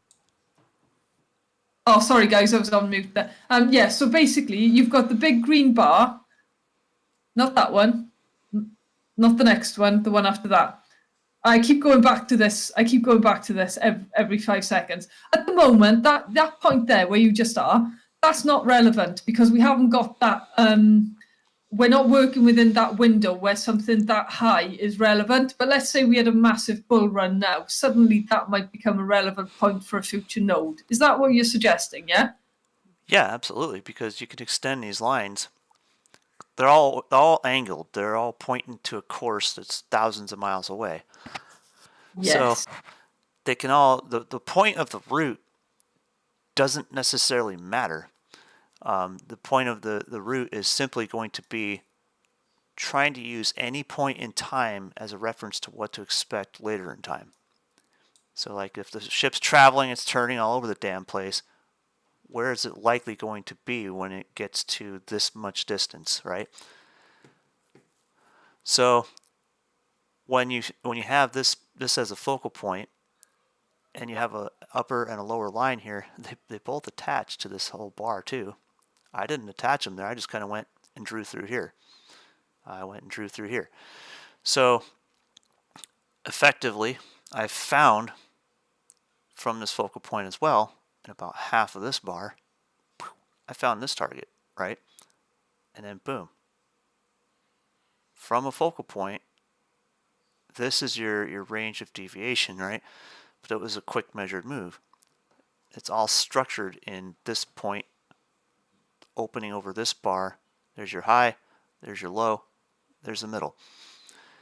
So I could probably find other points in this structure that would do exactly the same thing. So where you draw them from the root doesn't matter until you start filtering them to what is the best probability. And that's where you're fine-tuning that presentation. You're looking at what is the best probable arrangement of these to where you can find the cleanest price targets. And that was simply this. There was a focal point here. It attached here. It happened to hit 50% of here, and it found this. This one attached here, kind of drifted across the top of these, ignored that, went straight through, found the base of this bar, and picked a price here. This one here started here, went from one peak to the next, and just continued on through the garbage. Found this point here. So wherever you pick as a focal point doesn't always matter, but you're looking for the one that makes the most sense out of all the noise. So like I could go, let me delete a couple here so we can see a little better. Let me get rid of this, and I'll get rid of this. Jeremy, let me ask a question related to this as well. Sure. So if we started out where your pivot points were, or your focal points were back in back there, okay, and you had already drawn those lines, and let's just presume that none of that other activity had even started, maybe over to the far right there.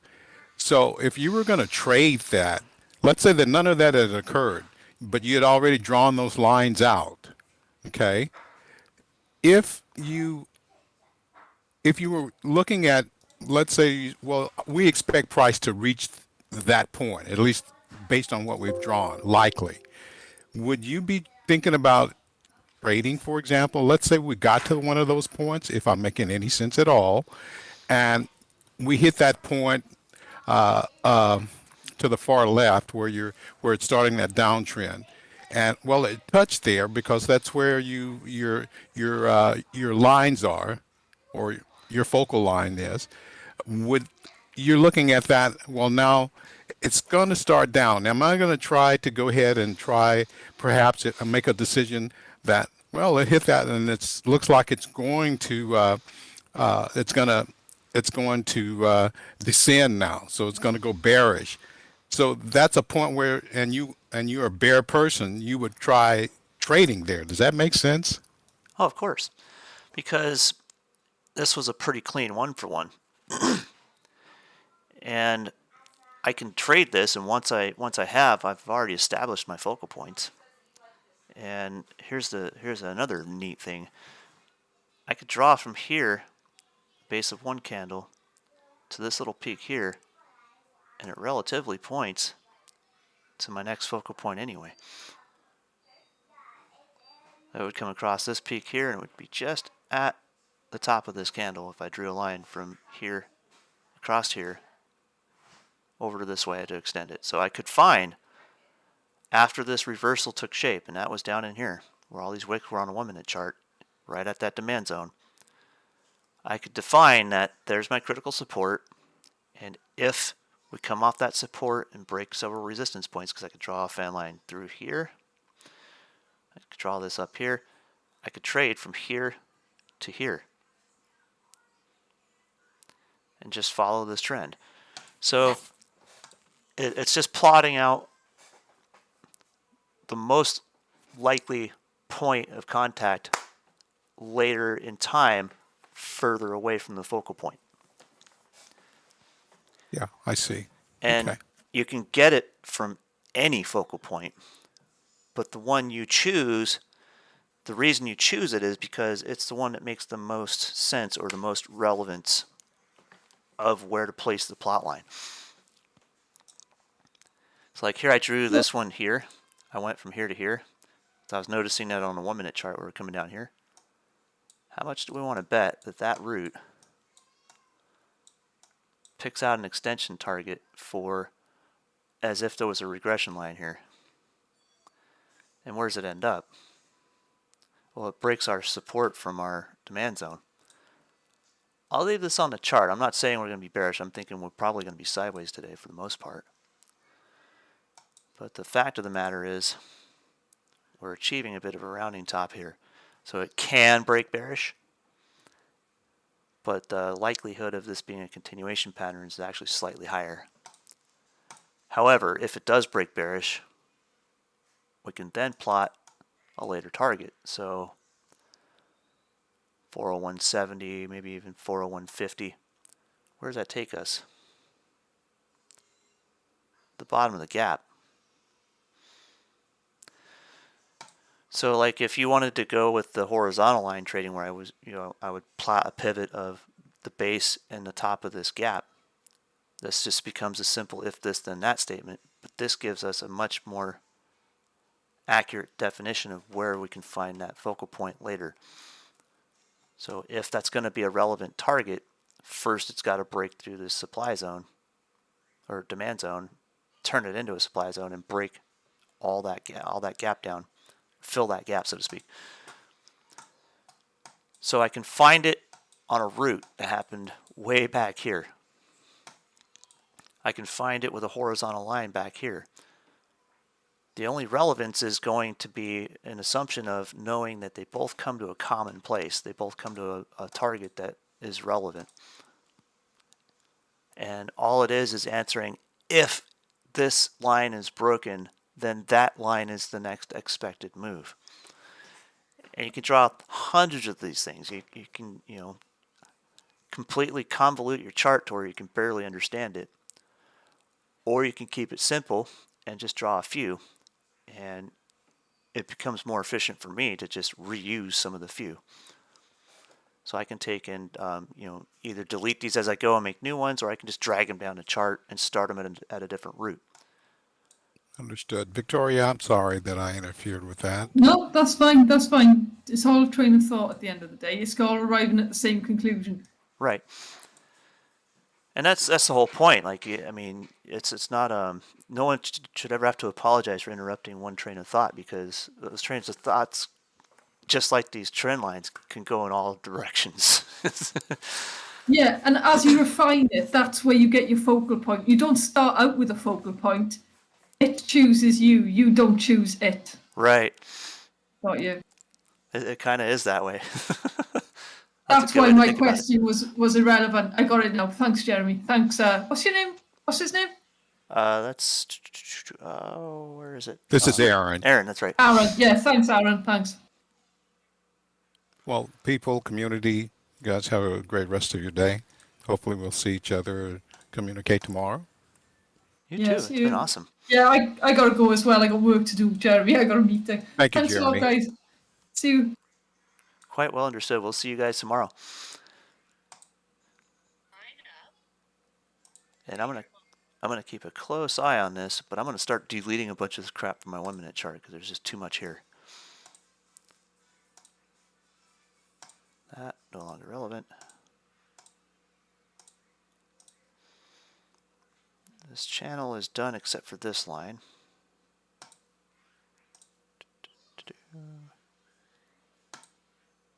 This one I'm going to borrow. Nope.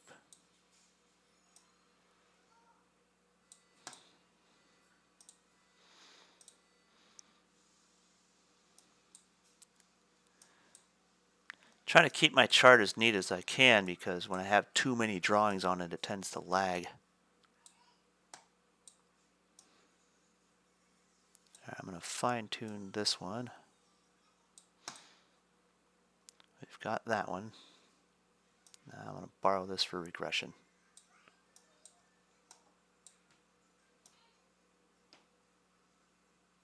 I'm trying to see if ES would come back to 80, 81. Oops. I don't know if someone has an open mic or if they were trying to ask me something. Oh, that was me, Oh. George, Jeremy. Hey, how's it going? Sorry about that. Yeah, I was saying, and I'm trying to see if ES would come back to 80, 81 range. 80, 81? Or 40, 81? Yes, yeah. Let me see if I can get... This whole time I was so focused on crude, and I just came back to ES, and I'm like, I got in a long position just to scalp, but it's trending down. Let me grab... where did my trade station logo? There it is. Let me boot up TradeStation because I can get an ES chart up.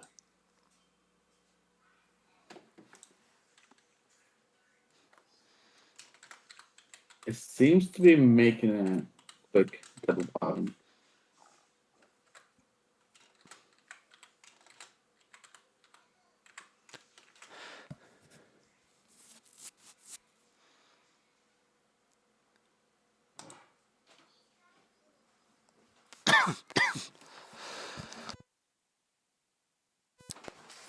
Pardon me a sec. So we've got a rounding top here on INTC as well. What in the world? I don't want to update it right now. Later. ES did the same thing yesterday. Made that rounding top, came back, and then towards afternoon, went up north. All right, let me see if I can grab a quick chart.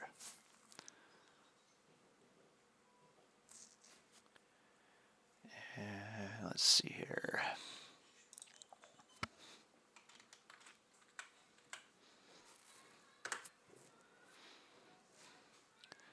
I don't know why I have Bollinger Bands on this, but I do. Looks like we're going to break support. It broke 4080 as we came out of that channel. That's a resistance point now. It's looking like we're about to test 4073, and then 4072 is the extension. Yeah, I see that. I'm hoping it would make a move up before it goes down there. Dang, it won't let me drag this off the grid here. Ah, come here. Okay, TradeStation's being funny. That's as far as it'll let me drag it. There we go, okay.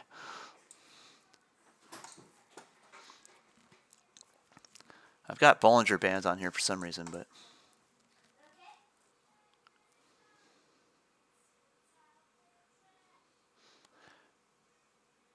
So I have this account funded, but I don't know if this is delayed data or not. Okay, that looks delayed because it's moving back up, and your candle is still moving down. Yeah, it's delayed. I have to get the features account side of it funded so I can... Oh, I funded the equity side. I haven't funded the future side. Okay. We're up to 79. So that's old data. But we could probably find a route somewhere. So here... You still have TOS, right? I still have TOS, but it's I haven't fully funded that one yet either. That's going to be my big account, and I'm going to use TradeStation as my small account.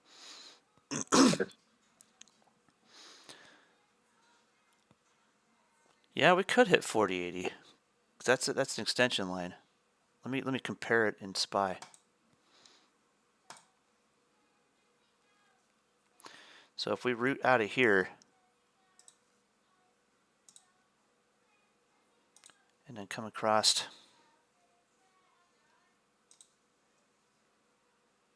that high right there, that takes us to about that same target. So about 4080, maybe an extension to 4085.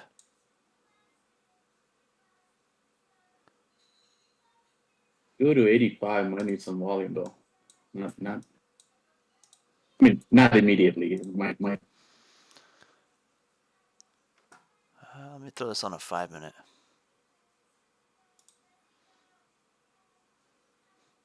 So I wish it would let me use these, but it won't. Only on constant contract. I can't do it on any direct contracts.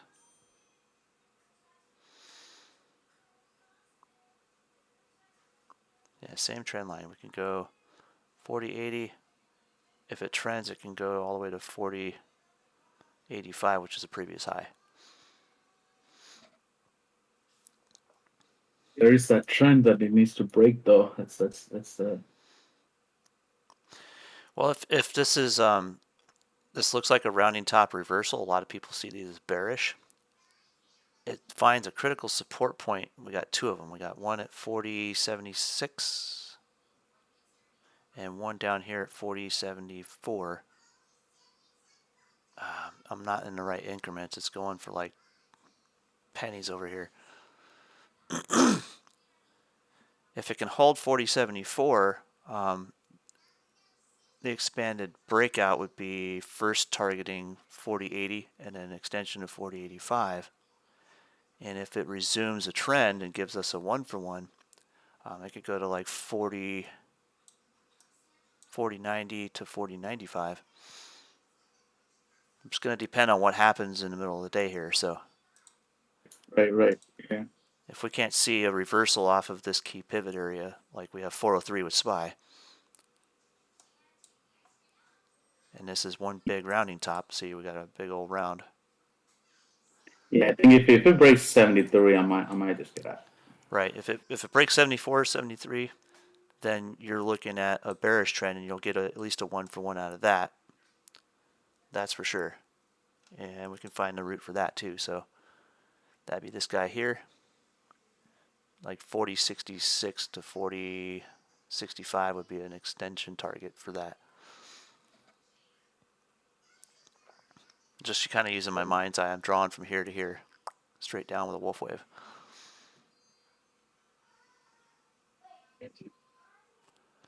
So if this breaks bearish, that would be your bear target. Your bull target would be retracement back to 4080 and 4085. Ooh, we just got there.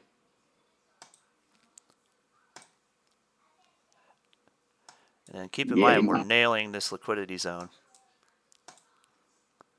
And dude, this was that fan line I resumed from way back here. Here to here. That's where I drew that.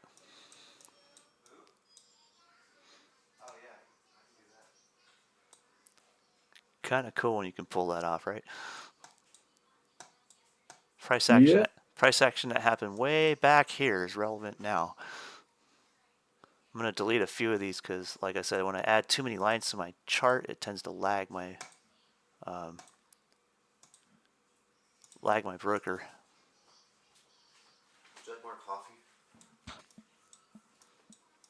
I didn't know drones could do that.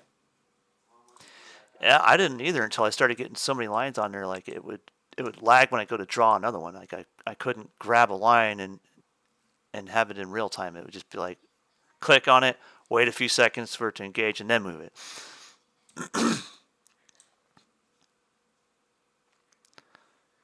And we're right in that buffer zone. If we break here, we can certainly head for those bear targets. And it would be just as simple as drawing a wolf wave right through here.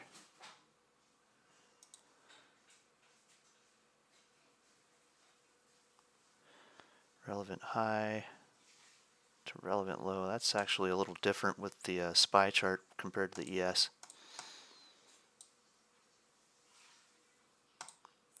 Damn, we're in it. Yep, it's going. The threat is real.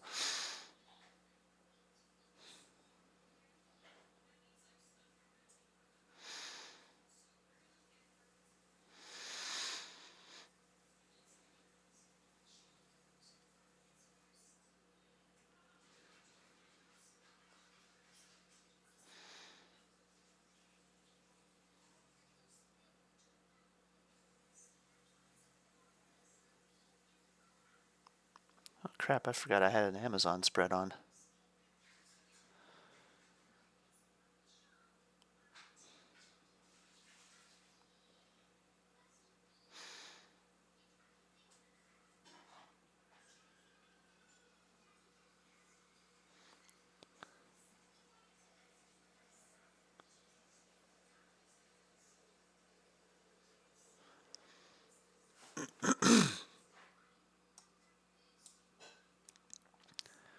Yeah, just gotta remember this is a big demand zone, so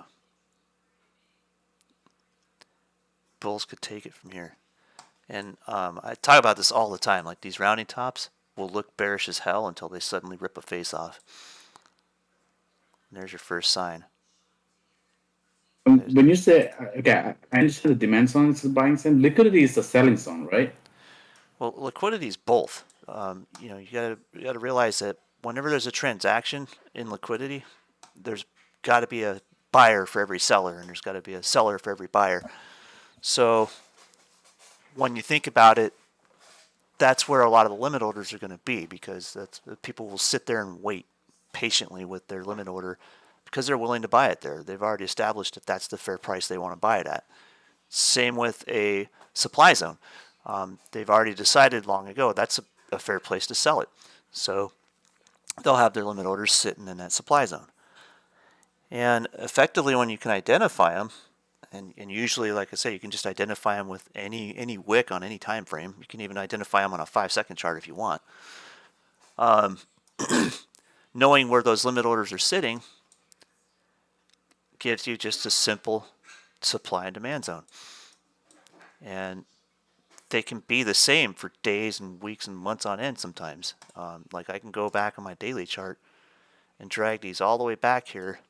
Hell, I could take them back to these gaps, all these times where there was a wick, and find that they're relevant zones of supply and demand. So like here we have 3 zones. We have up here a supply zone, there's a demand zone in the middle, and there's another demand zone down below. You can define all of them. Yeah. And if it cooks through one zone, if it eats through all those limit orders and falls through, sure, it can go to the next one.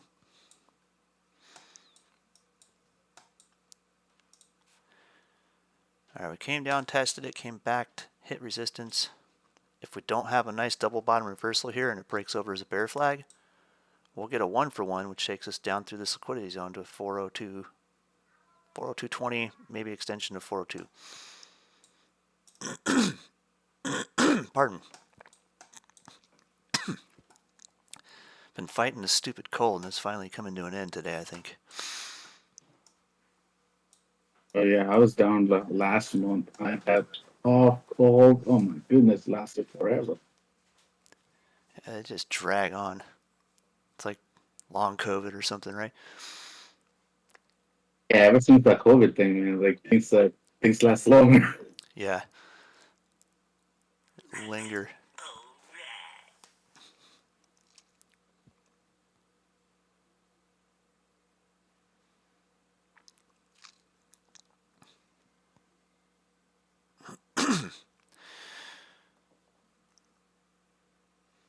All right, got Intel hitting the 1 minute 200.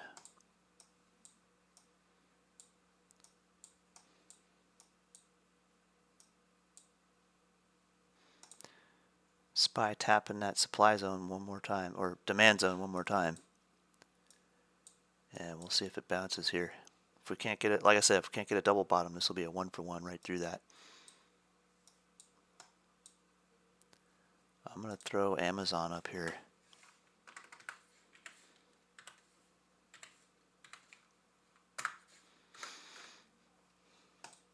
Amazon's looking like a bullish 1-for-1.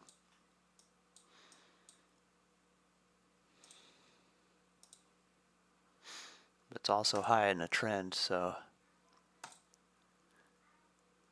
it can reverse there.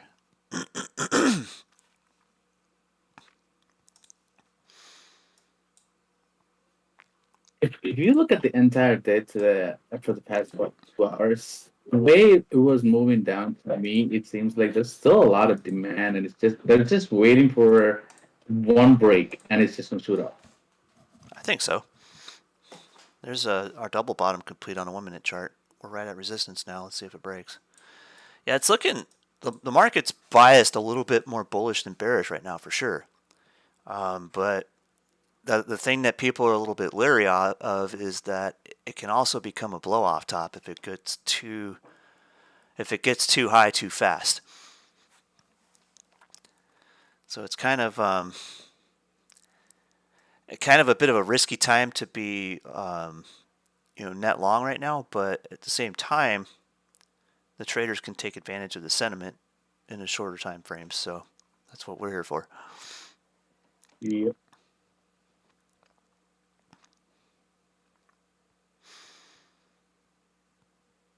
It's trying to break out of that trend, but that trend is pretty strong. Dang,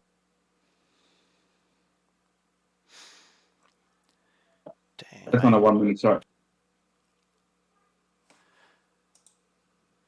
Yeah, on the weekly, it's like this will either be a like a head and shoulders top and break over, or this will be an accumulation for a 1-to-1 measured move up to like 40, 30, or 435. So it can be either. And then half a leg would be the previous high, like 420.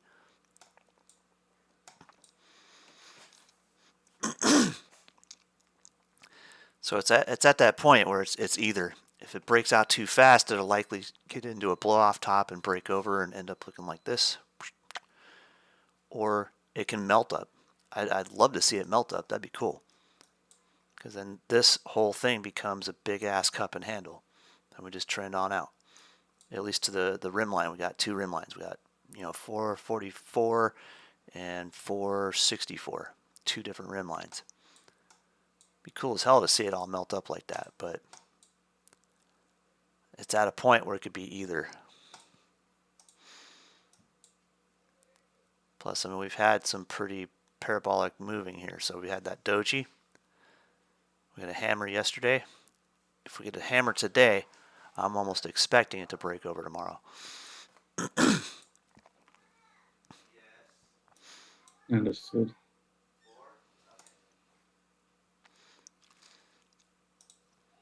All right, comes a 1-for-1. Target would be like 403.40. So on the 1 minute, that would be a bottom, right? Well, I'm talking. That around 10:30 there was a 73 touch. Now there's another 73 touch. Right. Just repeating this trend here.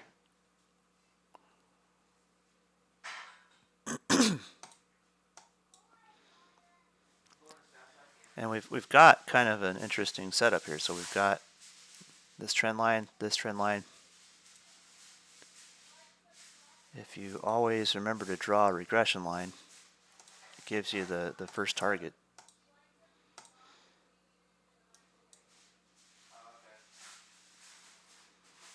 And it's relevant for a 1-to-1 on the 5-second here. So if it can break above this, holds 403, 403.40 is a really quick target.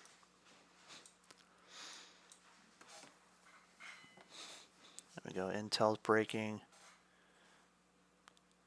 We got Amazon testing support on the 8 period, and we'll see if we get a push out of it.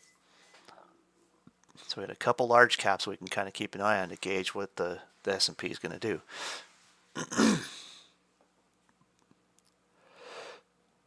So I should always have those probably up as well, is what you're saying?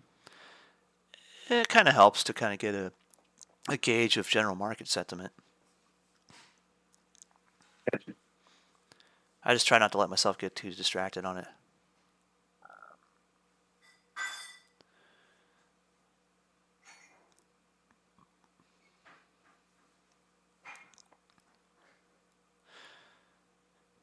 Oops, I just realized I'm still on YouTube.